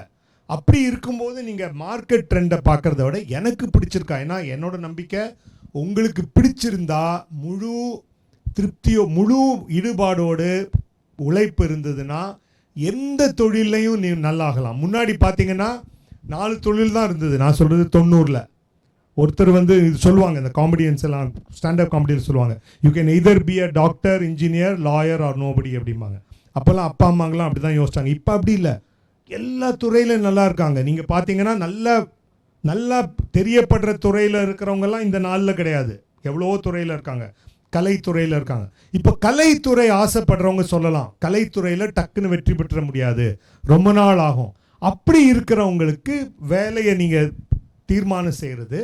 அது இல்லாமல் உங்களுக்கு 4-5 துறையில் ஆர்வம் இருந்தால் வேறு ஏதாவது ஒரு துறையை எடுத்துக்கிட்டு கொஞ்ச நாள் உங்களை சஸ்டெயின் பண்ணிவிட்டு கலைத்துறை ஒரு ஹாபி மாதிரி பண்ணிவிட்டு உங்களுக்கு நல்ல வாய்ப்பு கிடைக்கும்போது முழுசாக அதுக்குள்ளே போயிடலாம். வெறும் கலைத்துறை நான் எழுத்தாளனாகவே இருக்க போகிறேன், வேறு எதுவும் செய்ய மாட்டேன்னு கஷ்டப்படுறத விட வேறு ஏதோ ஒன்று உங்களுக்கு அதுவும் பிடிச்சதாக தான் இருக்கணும், செஞ்சுட்டு பண்ணலாம். இப்போ சில நேரம் சிலவங்களுக்கு ரொம்ப ஆர்வம் இருக்கும், நாட்டுக்கும் தேவை, ஆனால் நாடு வந்து அதை கண்டுக்காது, வெகுமதி கிடைக்க போகிறதில்ல. உதாரணத்துக்கு சொல்கிறேன், கலீலியோ வந்து அவருக்கு இந்த கோளுங்களை பார்க்குறதுல ரொம்ப ஆர்வம் இருந்தது. அதை பார்த்து நிறைய கோட்பாடுகள்லாம் பண்ணார், ஆனால் யாருக்கும் அது விருப்பம் இல்லை. இன்ஃபேக்ட் அவர் அதை பற்றி பேசினதுக்காக தண்டிக்கப்பட்டார். உலகம் வந்து நடுவில் இல்லை, சூரியன் தான் நடுவில் இருக்குன்னு சொன்னதுக்கு அவரை சிறையில் வச்சாங்க. பிற்காலத்தில் நம்ம ஒரு பெரியவருங்கிறோம், பட் அந்த நேரத்தில் அவருடைய பேஷன் தான் ஃபாலோ பண்ணார். எனக்கு அதனால் பணம் கிடைக்குதான்லாம் பார்க்கல.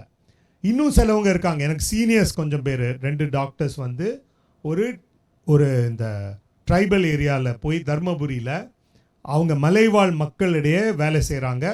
டொனேஷன்ஸ் எல்லாம் வாங்கி ஒரு ஹாஸ்பிட்டல் வச்சுருக்காங்க. ஸோ அவங்க பயங்கரமாக பணம்லாம் பண்ணல, ஆனால் அவங்களுக்கு மன நிறைவாக இருக்குது, பேஷனேட்டாக இருக்காங்க, உலகத்துக்கு தேவை, ஆனால் உலகம் அவங்களால பணம் கொடுக்க முடியல, திறமை இருக்குது. ஸோ சிலது வந்து அவங்க முடிவு பண்ணிட்டாங்க, எனக்கு பணத்தை விட எனக்கு இந்த அங்கே வேலை செய்கிறது முக்கியம். ஸோ அந்த மாதிரி வேலை செய்கிறதுல முக்கியமானது நான் சொல்கிறது, உங்களுக்கு பிடிச்சிருக்கா, உங்களுக்கு ஆர்வம் இருக்கா, அந்த மாதிரி ஒரு தொழில் தேர்வு பண்ணிங்கன்னா உங்களுக்கு தெரியவே தெரியாது. 12 மணி நேரம் வேலை செஞ்சாலும் அது பெரிய ஸ்ட்ரெஸ்ஸாக இருக்காது. பிடிக்காத தொழில் எடுத்தீங்கன்னா உங்களுக்கு 2 மணி நேரத்தில் ஐயோ எப்படா முடியும்னு இருக்கும். அது சொல்லுவாங்க இல்லையா, அந்த ஞாயிற்றுக்கிழமை ஆச்சுன்னா தலைவலி வந்துடும், ஃப்ரைடே தான் தலைவலி தீருங்கிற மாதிரி. அந்த மாதிரி பிரச்சனையே இருக்காது. பிடிச்ச வேலை செஞ்சீங்கன்னா உங்களுக்கு நல்லாவே செய்வீங்க, உங்களுக்கு ப்ராப்ளமே இருக்காது. Next slide please. பெண்களுக்கு வந்து நீங்கள் என்னதான் பண்ணுங்க, 2 பேருமே ஒரே வேலைக்கு போங்க, என்ன வேலையாக வேணால் இருக்கலாம், 2 பேருமே வக்கீலாக இருக்கலாம், 2 பேரும் டாக்டராக இருக்கலாம், எல்லாம் செஞ்சுட்டு வீட்டுக்கு வந்தோன்னே ஐயா வந்து மொபைல் எடுப்பார், இல்லை டிவி பார்ப்பார், அம்மா போய் காஃபி போடுவாங்க. ஸோ இது வந்து ஏன்னா எங்கள் அப்பா அம்மா அப்படி தான் இருந்தாங்க. உங்கள் அப்பா அம்மாவில் அப்பா வேலை செஞ்சார், அம்மா ஹவுஸ் ஒய்ஃபாக இருந்தாங்க. பட் இப்போ 2 பேருமே வேலைக்கு போனால் கூட அந்த மைண்ட் செட் அது எப்படி சொல்லுவாங்கன்னா, உன் சமையல் மாதிரி வராது அப்படின்னெல்லாம் சொல்லி பெண்களை வந்து இன்னும் வந்து ஸோ என்ன ஆகுது, பெண்களுக்கு வந்து அழுத்தம் என்னென்னா இதையும் செய்யணும் அதையும் செய்யணும், வெளி வேலையும் கம்ப்ளீட்டாக செய்யணும். யாரும் வந்து நீங்கள் பெண்ணுங்கிறதுனால குறைவாக உங்களுக்கு வேலை கொடுத்துட போகிறதில்ல, ஆஃபீஸில் ஈக்குவலாக தான் கொடுப்பாங்க. வீட்டுக்கு வந்து வீடையும் பார்க்கணும், சமையலும் பண்ணணும், குழந்தைங்களுக்கு எல்லாம் சரியாக நடக்குதா, குழந்தைங்களோட படிப்பு சொல்லி அது கூட சில நேரம் ஆம்பளைங்க வந்து இல்லை நான் ரொம்ப பிஸின்றுவாங்க. ஸோ குழந்தைங்களுக்கு படிப்பு சொல்கிறது அதெல்லாம். பட் இப்போ கொஞ்சம் ஆம்பளைங்க மாறிட்டு வராங்க. நானும் பார்க்குறேன் நிறைய ஆம்பளைங்க வந்து தன்னோட இந்த ஃபஸ்ட்டு ஜென்ரேஷன் இப்போ செகண்டும் வந்துருச்சு.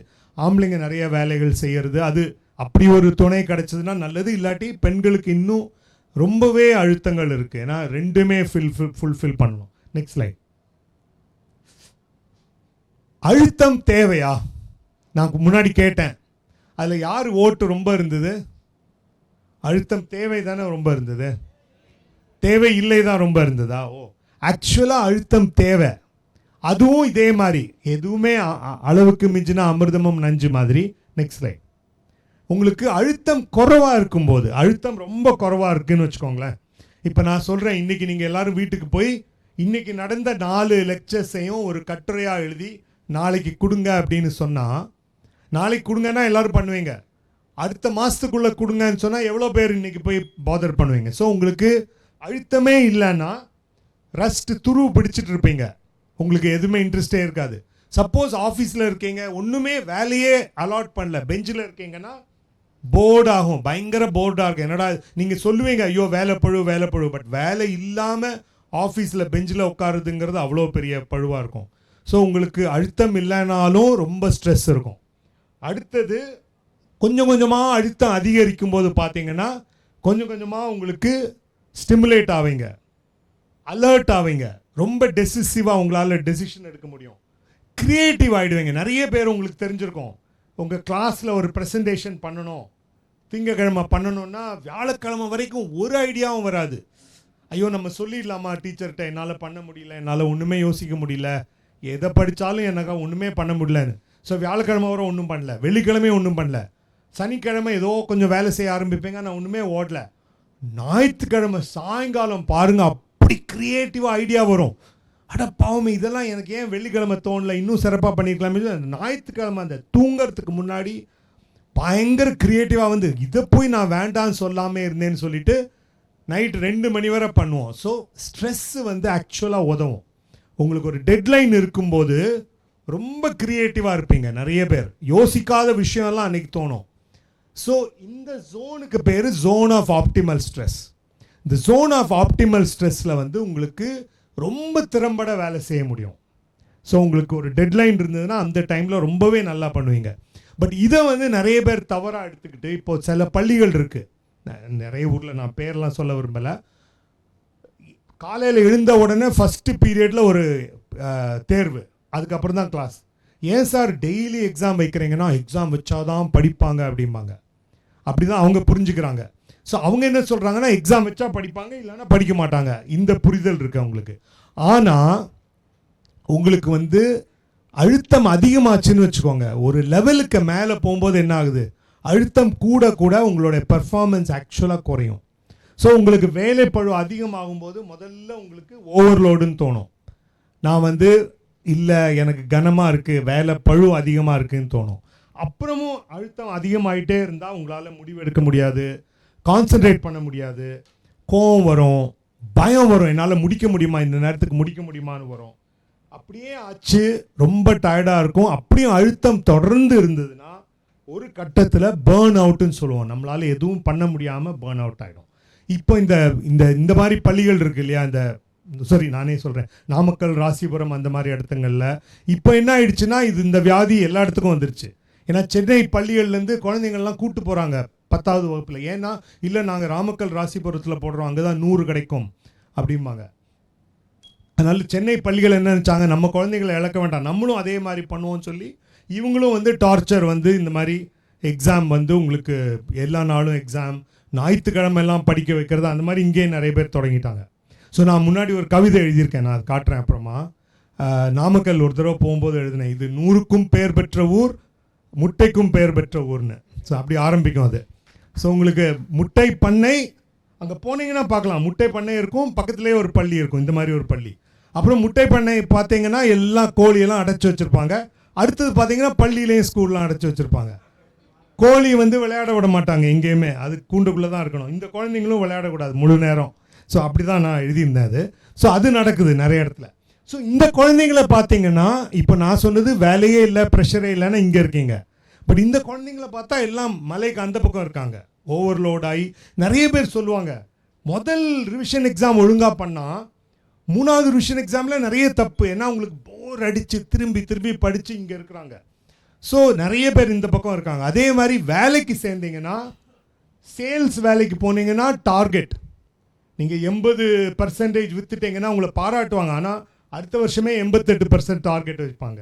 ஆர் நீங்கள் சாஃப்ட்வேர் போனீங்கன்னா டெட்லைன், அவங்களும் எல்லாரும் மலைக்கு இந்த பக்கம். டெட்லைன் எப்படின்னா, ஒரு ப்ராஜெக்ட் முடிக்கிறதுக்கு 10 மாதம் ஆகும்னா அந்த மார்க்கெட்டிங் ஆள் போய் பேசி நாங்கள் அந்த கம்பெனி 10 மாதம் சொன்னாங்களா, நாங்கள் 6 மாதத்தில் முடிக்கிறோம்னு சொல்லி ப்ராஜெக்ட் வாங்கிட்டு வந்துடுவார். ப்ராஜெக்ட் பண்ணுறவங்கலாம் தொடங்கும் போதே பார்த்தா இதுக்கு இவ்வளோ நேரம் ஆகும், பக் ஃபிக்ஸிங் இவ்வளோ ஆகும், அதில் யாருக்காவது உடம்பு சரியில்லைன்னா அதில் 10 நாள் போகும், அதெல்லாம் கணக்கு போட்டு பார்த்தா 10 மாதம் ஆகுமே, இது எப்படி 6 மாதம்னு ஒத்துக்கிட்டாரு. ஆனால் வேறு வழி இல்லை, 6 மாதம் கொடுத்தாங்கன்னு சொல்லி இரவும் பகலுமா ஸ்ட்ரெஸ் ஆகி வேலை செய்வாங்க. கடைசியில் அவங்க சொல்கிறது என்னென்னா, முடியும் போது 10 மாதம் கழிஞ்சு சந்தோஷமே இருக்காது எங்களுக்கு, ரிலீஃப், அப்பாடா முடிஞ்சுது அப்படின்னு. இது எப்படின்னா, வாரன் பஃபே இன்னொரு விஷயம் காம்பவுண்டிங் பற்றி சொல்லும்போது சொன்னார், சில ப்ராசஸ் வந்து நேரம் பிடிக்கும், அதுக்கு உண்டான நேரத்தை கொடுக்கணும். இப்போ காம்பவுண்ட் இன்ட்ரெஸ்ட்டுக்கு நீங்கள் எதையுமே ரஷ் பண்ண முடியாது. அதாவது அவர் சொல்கிற உதாரணம் என்னென்னா, உங்களுக்கு ஒரு குழந்தை வேணும்னா 10 மாதம் காத்திருக்கணும். இல்லை நான் வந்து 10 ஜோடிகளை வேலைக்கு சேர்ந்து 10 பேரையும் ப்ரெக்னென்ட் ஆக சொல்ல போகிறேன், ஒரே மாதத்தில் எனக்கு குழந்தை வேணும்னா முடியாது. ஸோ அதனால் சில ப்ராசஸ் டைம் ஆகும். ஸோ உங்களுக்கு அங்கே பார்த்தீங்கன்னா சாஃப்ட்வேரில் எல்லாரும் மலைக்கு இந்த பக்கம் இருக்காங்க, பள்ளி குழந்தைகளும் இந்த சைடு தான் இருக்காங்க. ஸோ அது ஒரு ஒரு வருத்தமான உண்மை இப்போ நடக்கிறது. Next slide sir. இப்போ சார் வந்து டிஸ்ட்ரெஸ் பற்றி சொன்னார். ஸோ உங்களுக்கு ஸ்ட்ரெஸ் தேவை, ஆனால் ஸ்ட்ரெஸ்ஸு வந்து ஆக்சுவலாக அது கெட்ட வார்த்தை கிடையாது. ஸ்ட்ரெஸ்ஸை வந்து 2ஆக பிரிக்கலாம். ஸ்ட்ரெஸ்ஸுங்கிறது நல்ல ஸ்ட்ரெஸ், உங்களுக்கு விளையாட்டு போட்டிகளில் வரக்கூடியது நல்ல ஸ்ட்ரெஸ், ஏன்னா நீங்கள் விளையாடுவீங்க, தோப்பீங்க. பட் அது உங்களுக்கே தெரியும், எல்லா விளையாட்டு வீரர்களுக்கும் தெரியும், வாழ்க்கையில் 2 பேருமே 2 போட்டி போட்டு 2 பேரும் வெற்றி பெறலாம். ஆனால் விளையாட்டில் ஒரு நாளைக்கு ஒருத்தர் தான் வெற்றி பெற முடியும், ஒருத்தர் தோத்தாகணும். ஸோ விளையாட்டு போட்டி இருக்கிறவங்கெல்லாம் அதை ரொம்ப அழகாக எடுத்துப்பாங்க. ஸோ அதுக்கு பேர் ஸ்ட்ரெஸ். டிஸ்ட்ரெஸ்ஸுங்கிறது பழுவுனால் வரக்கூடிய ஸ்ட்ரெஸ், நான் சொன்ன பல காரணங்களால் வரக்கூடிய ஸ்ட்ரெஸ். ஸோ டிஸ்ட்ரெஸ் தான் நம்ம பார்க்கணும். இப்போ நான் என்ன பண்ண போகிறேன்னா, உங்களுக்கு என்னென்ன விஷயம் ஸ்ட்ரெஸ் ஆகுதுங்கிறத கேட்டுட்டு அதுக்கு உண்டானதை பற்றி நான் பேசுகிறேன். ஸ்லைட்ஸ் இல்லாமல். Next slide. இதுக்கு போகிறீங்களா, மென்டிமீட்டரா? உங்களுடைய பயங்கள் என்னென்னு எனக்கு தெரியப்படுத்துங்க, அதை பற்றி நம்ம டீட்டெயிலாக பேசுவோம். மென்டிமீட்டர் போயிடுங்க சார்.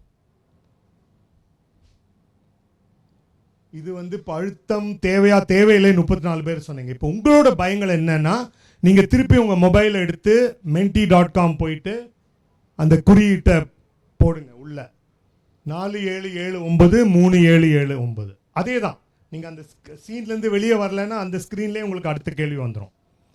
இப்போ வருதா? அதை நீங்கள் எழுதலாம். தமிழ் தெரிஞ்சால் தமிழில் எழுதுங்க, இல்லை இங்கிலீஷில் எழுத பாருங்கள். நான் தமிழில் தான் செட் பண்ணியிருக்கேன் அதை. இங்கிலீஷ்லையும் எழுதலாம், தமிழ் முடிஞ்சால் தமிழ்லையும் எழுதலாம். உங்களோட பயங்கள் என்னென்னு எழுதுங்க, நம்ம அதை பற்றி டீட்டெயிலாக பேசலாம். என்னங்க ஒரே ஒருத்தங்க தான் எழுதியிருக்காங்க? 3 எழுதலாம், ஒருத்தரும் 3 எழுதலாம். ஃபியூச்சர், ஃபேசிங் டெட்லைன், 3 எழுதலாம், ஒருத்தரும் 3 எழுதலாம். எக்ஸாம். நான் தமிழில் இதை செட் பண்ணும்போது நான் பயந்துட்டே பண்ணேன், இங்கிலீஷ் எடுக்காமல் போயிட போகுதுன்னு. என்னங்க தமிழ் கீபேட் இல்லையா? இருக்குல்ல. சோஷியல் மீடியாலாம் தமிழில் பிளந்து கட்டுறீங்க. எக்ஸாம், ஃபியூச்சர், எதிர்காலம். அப்பா தமிழில் ஒருத்தர் பதில் போட்டீங்க. எதிர்காலம், அப்புறம் வேலை, சுற்றம், டெசிஷன் மேக்கிங். இதில் அதாவது உங்களுக்கு நிறைய பேர் ஒரே இது எழுத தெரியும் இல்லையா, வேர்ட் கிளவுட் பற்றி நிறைய பேர் ஒரே பதில் பண்ணிங்கன்னா அது பெருசாகிட்டே இருக்கும். ஸோ எதிர்காலம் நிறைய பேர் எழுதியிருக்கிறதுனால வருது. ஒரு விஷயம் நடப்பதற்கான துறையில் பிரபலம் அடைவது, எதிர்காலமும் ஃபியூச்சரும் ஒன்று தான். ஸோ நிறைய பேர் அதை எழுதியிருக்கீங்க. தேர்வு, குடும்பம், வாழ்க்கை பற்றின கவலை. விஷ்லதா கா, அது என்னங்க, அது கொஞ்சம் எனக்கு படிங்க. uncertainty in relationships, fear about failure, studies and married life, identity. அந்த விஷலத் அது சொல்லுங்களேன். கா ஓடுது, அது சீக்கிரம் போகுது. வஹ் துறையில் பிரபலம் அடைவது, லைஃப், எதிர்காலம், புதுசாக எதாக இருக்கா நான் பார்க்காதது, பொறுப்புகள், உறவுகள், facing when getting on stage, மனிதர்களின் உளவியல், குடும்பம். சரி, இதை பற்றி பேசுவோமா? இதில் எதை எடுக்கலாம் முதல்ல? Anxiety about future. Okay, C future வந்து உங்களுக்கு ஃபியூச்சர்னா என்ன ஃபியூச்சர்? அதாவது நாளைக்கு நடக்க போகிறது, 5 வருஷம் நடக்க போகிறது, 5 வருஷம் கழிஞ்சு நடக்க போகிறது. நான் என்ன சொல்வேன்னா, நம்ம நிறைய பிளான்லாம் பண்ணோம். பிளான் பண்ணி இன்ஃபேக்ட் மேனேஜ்மெண்ட் டைரியெல்லாம் 5 வருஷத்து டைரியெல்லாம் இருக்குது. நம்ம வந்து 28வது வருஷம் டிசம்பர் மாதம் 22ஆம் தேதி நம்ம போட்டோம், நான் மனுஷபுத்திரனை பார்க்க போகிறேன்னா நான் நினைக்கிறேன் எனக்கு 28 மேலே கண்ட்ரோல் இருக்குன்னு.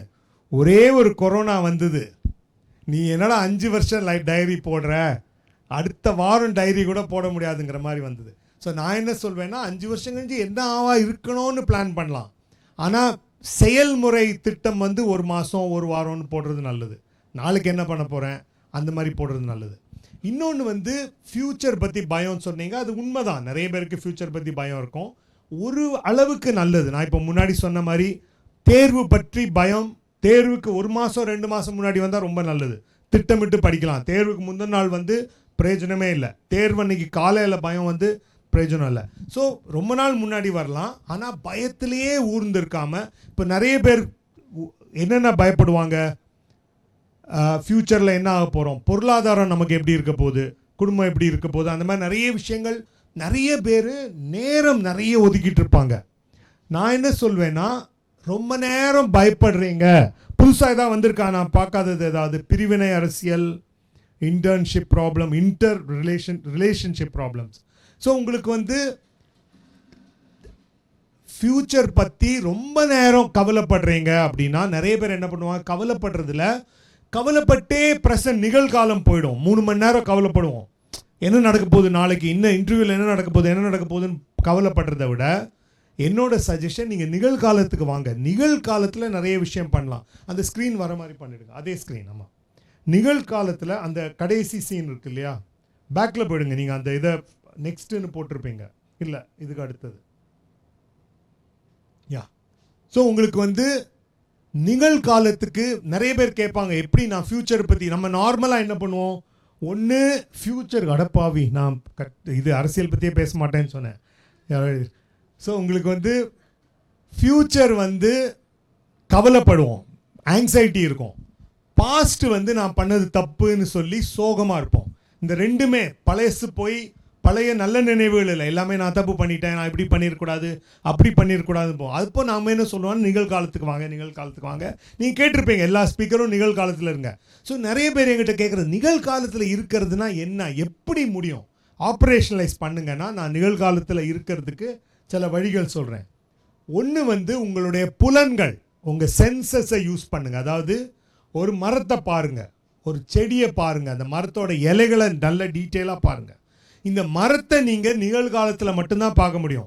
நினைவை வச்சுக்கிட்டு ஒரு மரத்தை அவ்வளோ துல்லியமாக அவ்வளோ டீட்டெயிலாக பார்க்க முடியாது. ஃப்யூச்சர்லேயும் ஒரு மரத்தை நீங்கள் இது இமேஜின் பண்ண முடியாது. ஒரு மரத்தை நீங்கள் செடியை ரசிக்கிறீங்க, ஒரு பூவை ரசிக்கிறீங்கன்னா நிகழ்காலத்தில் தான் முடியும். ஸோ நீங்கள் கவலைப்படும் போது, கவலைப்படாத, ஃப்யூச்சரை பற்றி நினச்சா முடியவே முடியாது, வந்துகிட்டே இருக்கும். அதுக்கு பதில் நான் நிகழ்காலத்தில் இந்த மரத்தை பார்க்க போகிறேன், இந்த செடியை பார்க்குறேன், இந்த கடலை பார்க்குறேன்னு எதையா ஒன்று பாருங்கள். ஸோ ஒரு 5-6 விஷயங்களை பாருங்கள், கேளுங்க, கண்ணை மூடிட்டு கேளுங்க. ஏன்னா உங்களுக்கு கண்ணை திறந்துருந்தா இந்த விஷுவல் வந்து ஃபுல்லாக அடைச்சிக்கும் மூளையை நிறைய. கண்ணை மூடினீங்கன்னா உங்களுக்கு நிறைய சத்தம் கேட்கும், ரோட்டில் வண்டி போகிறது கேட்கும், பறவை கேட்கும். அதுவும் ஒரு தோட்டத்தில் போய் நீங்கள் கண்ணை மூடினீங்கன்னா பறவை மட்டும் இல்லை, இந்த பீ சத்தம் கூட, அந்த விஸ்ன்னு அந்த பஸ்ஸிங் சவுண்டு கூட கேட்கும். ஸோ கேளுங்க, அது வந்து நிகழ்காலத்தில் மட்டும்தான் முடியும். ஞாபகத்துலேயும் பண்ண முடியாது, ஃப்யூச்சர்லேயும் பண்ண முடியாது. இன்னொன்று தொடுறது, ஸ்பரிசம். ஏதாவது டெக்ஸ்சர் தொட்டு பாருங்கள். துணியெல்லாம் டிஃப்ரெண்ட் டெக்ஸ்சரில் இருக்கும். ஃபர்னிச்சர் துணிங்கெல்லாம் டிஃப்ரெண்ட், அந்த சாக்கு துணியிலலாம் இருக்கும். தொட்டு பாருங்கள், டிஃப்ரெண்ட் டெக்ஸ்சர்ஸ் தொட்டு பாருங்கள். அதுவும் உங்களை நிகழ்காலத்துக்கு கொண்டு வரும். அதே மாதிரி உங்களுடைய சமையல் அறைக்கு போய் எதையாவது மோந்து பாருங்கள். 3 விஷயத்தை மோந்து பாருங்கள், டேஸ்ட் பண்ணி பாருங்கள். இது எல்லாமே உங்களை நிகழ்காலத்துக்கு கொண்டு வரும். இன்னொரு விஷயம், உங்களோட மூச்சு வந்து எப்படி உள்ளே போகுது, எப்படி வெளியே வருது. நான் சாமியார் இல்லைங்க, மூச்சினோடனே எல்லாரும் நினைப்பாங்க ஐயோ அடுத்த சாமியார் கிளம்பிட்டார். மூச்சு எப்படி உள்ளே போகுது, எப்படி வெளியே வருதுன்னு அதில் என்னன்னா, அதை இப்போ யாராவது ஒருத்தர் ரொம்ப கவலைப்படுறாரு 2 வாரம் கழிஞ்சு என்ன பொருளாதாரத்தை பற்றி, நான் அவர்கிட்ட உங்கள் மூச்சை கவனிங்க, மூச்சு உள்ளே போகிறத பாருங்கள், வெளியே எதுவும் நீங்கள் நம்பர் கவுண்ட் பண்ண வேண்டாம், பிடிச்சி வைக்க வேண்டாம், ஜஸ்ட்டு மூச்சை பாருங்கன்னு சொல்லிட்டு 5 நிமிஷம் கழிஞ்சு அந்த பிரச்சனையை மறந்தே போயிட்டேன் 5 நிமிஷம். ஏன்னா நம்ம மேனேஜ்மெண்ட்டில் மல்டி டாஸ்கிங் பற்றிலாம் சொல்லுவாங்க, பட் ஒன்றும் கிடையாது. நம்ம மனுஷங்களால் ஒரு டாஸ்க் தான் பண்ண முடியும். நம்மளால் ட்ரைவ் பண்ணிவிட்டு ஃபோனில் பேசினாலே பெரிய ஆக்சிடெண்ட் ஆகுது. அதனால மூச்சை நீங்கள் கவனிக்க ஆரம்பிச்சிங்கன்னா உங்களுக்கு பாஸ்ட்டும் வராது, கவலைகள் குற்ற உணர்வு இருக்காது, ஃப்யூச்சர் பற்றி கவலையும் இருக்காது. ஸோ உங்களுக்கு ஜஸ்ட்டு பார்க்கலாம். பட் அதை வந்து விரிவாக்கி நானும் ரிட்டையர் ஆன பிறகு நானும் ஒரு மதம் ஆரம்பிக்கலான் இருக்கேன். நிறைய சாமியார் பண்ணுறாங்க. பட் மூச்சு வந்து அடிப்படை, எந்த மதத்துக்கும் சம்மந்தப்பட்டதில்லை. மூச்சு பார்க்குறதும் உங்களை ப்ரெசண்ட்டுக்கு கொண்டு வரும். ஸோ ப்ரெசண்ட் ஒன்று. வேறு ஏதாவது சொல்லணுமா இதுலேருந்து? அடுத்தது, எதிர்காலம் பற்றின கவலைகள் வேணும், ஆனால் அதையே வந்து உங்களுடைய நிகழ்காலத்தை களவாடாமல் பார்த்துக்கோங்க. இப்போது நிறைய பேர் என்கிட்ட வந்து எதிர்காலம் பற்றி என்ன சொல்லுவாங்கன்னா, எனக்கு ஹார்ட் அட்டாக் வந்துடும்னு பயம், எனக்கு ஸ்ட்ரோக் வந்துடும்னு பயம்பாங்க. நான் என்ன சொல்வேன்னா, அந்த பயம் இருக்கட்டும், ஆனால் அதை நேர்கொள்கிறது ஒரே வழி தான். வந்தால் வந்துட்டு போட்டோம். என்கிட்ட அதை தடுக்கிறதுக்கான வழிகள் இருக்குது. ஹார்ட் அட்டாக் தடுக்க என்ன பண்ணலாம்? எக்ஸசைஸ் பண்ணலாம். அவங்க இந்த பயப்படுறவங்கள்ட்ட எக்ஸசைஸ் பண்ணுறீங்களா? இல்லை. எண்ணெய் பொருள்லாம் ரொம்ப குறைக்கிறீங்களா? எதுவும் பண்ணல. பயம் மட்டும் பண்ணிகிட்டே இருப்பாங்க. நான் சொல்லுவேன், அந்த பயத்தை ஒரு உரமாக உபயோகித்து, உங்களுக்கு நடக்க போனால் ஐயோ இன்றைக்கி வேண்டாமே நாளைக்கு போகலாமே நினைக்கும் போது இந்த பயம் உங்களை உந்து பண்ணும். ஸோ அதுக்கு பயத்தை யூஸ் பண்ணிக்கோங்க. பட் ஏதாவது ஆச்சுன்னா, எனக்கு ஒரு நண்பர், அதாவது என்னுடைய நோயாளிகளாக வரவங்க எல்லாருமே நண்பர்களாக மாறிடுவாங்க. அதில் ஒருத்தர் வந்து எனக்கு ஆக்ட் பண்ணியே காமிச்சார். அவர் வந்தபோது அவர் சொன்னாராம், எனக்கு பின்னாடி ஆக்ட் பண்ணி காமிச்சார். நான் வந்து எல்லாரோட நோட்ஸும் எழுதுவேன், நான் ஞாபகத்தில் வச்சுக்க மாட்டேன், எல்லாம் கம்ப்யூட்டரில் எழுதுவேன். ஸோ அவர் சொன்னாராம், என்னோடய பிரச்சனையே வந்து எனக்கு ஹார்ட் அட்டாக் வந்து செத்து போயிடுவேன்னு பயமாக இருக்குது அப்படின்னாரு. உடனே நான் வந்து டைப் பண்ணிட்டு இருந்தேன், நிறுத்திட்டு கேட்டேன்னா, செத்து போனால் என்ன அப்படின்னு. அவர் சொன்னார், செத்து போனால் என்னவா? ஒருத்தர் ரெஃபர் பண்ணாருன்னு வந்து 1 மணி நேரம் வெயிட் பண்ணி இவர்கிட்ட போய் நான் செத்து போயிடுவேன்னு பயமாக இருக்கா, செத்து போனால் என்னவா? என்ன டாக்டர் இவன்லாம் ஒரு டாக்டரான்னு நினச்சாராம். வீட்டுக்கு போன பிறகு அவருக்கு தோணிகிட்டே இருந்ததான், செத்து போனால் என்ன. அப்புறம் சொன்னார், ஆமாம் செத்து போனால் தான் என்ன, அதுக்கு தான் நான் இவ்வளோ நேரம், ஒரு நாளைக்கு 5 மணி நேரம் செத்து போயிட்டா பயத்துட்டு இருக்கேன், செத்து போனால் போவோமே, வேறு எதாவது பண்ணுவோமேன்னாரு. ஸோ அதுக்கப்புறம் ஃப்ரெண்ட் ஆகிட்டார். ஒரு தடவை ஒரு குழுவில் மீட் பண்ணப்போ இதை ஆக்ட் பண்ணி காமிச்சார். ஸோ அவர் சொன்னார், அந்த ஒரு கேள்வி என்னை மாற்றுச்சு. ஸோ உங்களுக்கு பிஸ்னஸ் ஆரம்பிக்கிறீங்க, என்ன மோசமான விளைவு என்னவாக இருக்கும்? பணம் ஃபுல்லாக இழக்கலாம். இழந்தால் போட்டும், கடனானா போட்டும் நினச்சாதான் பிஸ்னஸ் பண்ண முடியும், இல்லைன்னா ஆரம்பிக்கவே முடியாது. இப்போ இவர் புக்கு பப்ளிஷ் பண்ணுறாரு, இவ்வளோ காப்பி போகணும்னு நினைக்கிறாரு. என்ன மோசமாக என்ன நடக்கலாம்? 40 பிரதி கூட விற்காமல் போனால் போட்டும் நினச்சாதான் புக்கு நீங்கள் பப்ளிஷ் பண்ண முடியும், இல்லைன்னா ஒன்றுமே பண்ண முடியும். எல்லாத்துக்குமே கேரண்டி வேணும், எனக்கு இவ்வளோ விற்றாதான் நான் புக்கு போடுவேன்னா பண்ண முடியாது. ஸோ ஒரு விஷயம் அதே மாதிரி. இப்போ ஒரு போர்க்களத்தில் 2 இவங்க இருக்கிறாங்க, இராணுவ வீரர்கள் இருக்காங்க. ஒருத்தர் கேட்குறாரு, என்ன ஆகும் மேக்சிமம் போர்க்களத்தில், என்ன ஆகும் போர்க்களத்தில்? செத்து போகலாம். ஸோ ஒருத்தர் சொல்கிறாரு, நான் சாக ரெடி, ஏன்னா நான் இராணுவத்தில் சேரும்போதே சாகிறதுக்கு வாய்ப்பு இருக்குதுன்னு சொல்லி தெரிஞ்சு தான் சாகிறேன். இன்னொருத்தர் சொல்கிறாரு, நான் சாகிறதுக்கெலாம் ரெடி இல்லைப்பா, எங்கள் பையன் இருக்கான், பொண்ணு இருக்கா, 2 பேரும் படித்து முடிக்கணும், கல்யாணம் பண்ணோம், நான் சாக ரெடி இல்லை. இவங்க 2 பேரும் இருக்கிறது போர்க்களம். அதில் ஒருத்தர் சொல்கிறார் நான் சாக ரெடிங்கிறாரு, இன்னொருத்தர் நான் சாக ரெடி இல்லைங்கிறாரு. இதில் யாருக்கு பயம் அதிகமாக இருக்கும்? சாக ரெடி இல்லைங்கிறவர். அதே தான் நம்ம வாழ்க்கையில் பண்ணிகிட்ருக்கோம். நிறைய விஷயம் ரொம்ப பயந்தோன்னா நம்ம நிறைய அடுத்த முடிவே எடுக்க மாட்டோம். ஆனால் ஆகிட்டு போட்டோம், நான் எக்ஸசைஸ் பண்ண போகிறேன், சாப்பாடு ஒழுங்காக சாப்பிட போகிறேன், எல்லாத்தையும் பண்ணுறேன், அதே மீறி ஹார்ட் அட்டாக் வந்தால் வந்துட்டு போட்டோன்னு நினைக்க வேண்டியதான். அப்படி நினச்சாதான் உடம்பை பற்றின பயம் குறையும். சாவு பற்றின பயம் குறையும். சாவு பயம் தான் நிறைய பேருக்கு. எனக்கு தெரிஞ்ச ஒரு பேஷண்ட் வந்து சாவு பயம் எவ்வளோ அளவுன்னா அவங்க வந்து இதுக்கே போக மாட்டாங்க, எந்த சாவு நிகழ்ச்சியும் போக மாட்டாங்க, சாவை பற்றியே சொல்லாதேன்றவாங்க, வீட்டில் மற்றவங்க போனாலும் போக மாட்டாங்க. ஹைதராபாத்லேருந்து ட்ரான்ஸ்ஃபர் ஆனாங்க. ட்ரான்ஸ்ஃபர் ஆகி அங்கே அந்த இதில் பெசன் நகரில் ட்ரான்ஸ்ஃபர் ஆகியிருக்காங்க. வீடெல்லாம் அலாட் ஆகிடுச்சு. வீட்டுக்கு வெளியே அவங்க காலையில் பார்க்குறாங்க, ஒரே பூ, ரோசா பூவாக இருக்குது ரோட்டில். பரவாயில்லையே, சென்னைக்காரங்கெல்லாம் ரோட்லலாம் எல்லா நாளும் ரோசா பூ போடுறாங்க. மறுநாள் பார்த்தா திரும்பி ரோஜா பூ புதுசாக இருக்குது. என்னடா இது சென்னையில் பழக்கமான, பக்கத்து வீட்டில் கேட்டால் இல்லைங்க சுடுகாடு இங்கே தான் இருக்குதுன்னு. அந்த அம்மா, ஐயோ எனக்கு சாவு பயமாச்சே, இங்கே போய் வீடு பார்த்தீங்கன்னு சொல்லி ரொம்ப பயந்து போய் என்கிட்ட வந்தாங்க. நான் சொன்னேன் வீடை மாற்றாதீங்க. அவங்க வீடை மாற்றணுன்ட்டு இருந்தாங்க. நான் சொன்னேன் வீடு மாற்றாதீங்க, அங்கேருந்தே சரி பண்ணலான்னு சொல்லி அப்புறம் அதில் வேறு. ஸோ சாவு பயத்தையும் ஓவர் கம் பண்ணலாம். எப்படின்னா செத்தா என்ன நினச்சா எப்போ சாகிறதுக்கு ரெடி ஆகிறோமோ அன்றைக்கி சாவு பயம் போயிடும். ஸோ அதே மாதிரி ஒரு எதிர்காலம் பற்றின பயமும் ஆகட்டும். அதனால் பரீட்சையில் ஃபெயில் ஆனால் பரவாயில்லன்னு படிக்காமலே இருந்தால் நல்லதில்லை. ஃபெயில் ஆனால் பரவாயில்ல, ஆனால் ஃபெயில் ஆனால் பரவாயில்லன்னு நினச்சா பயம் குறையும், ஒழுங்காக படிக்கலாம். பயந்துகிட்டே இருந்தால், இப்போ ஃபெயில் ஆகுதுன்னா எவ்வளோ தெரியுமா, 98 எடுத்தாலே ஃபெயில். ஏன்னா எல்லோரும் 99 தான் எடுக்கணும், 98நாலே வீட்டில் திட்டுவாங்க. அதனால் எவ்வளோ ஆனாலும் பரவாயில்ல, நான் என்னோடய முயற்சியை பண்ணுறேன், என்ன வேணால் வரட்டும்.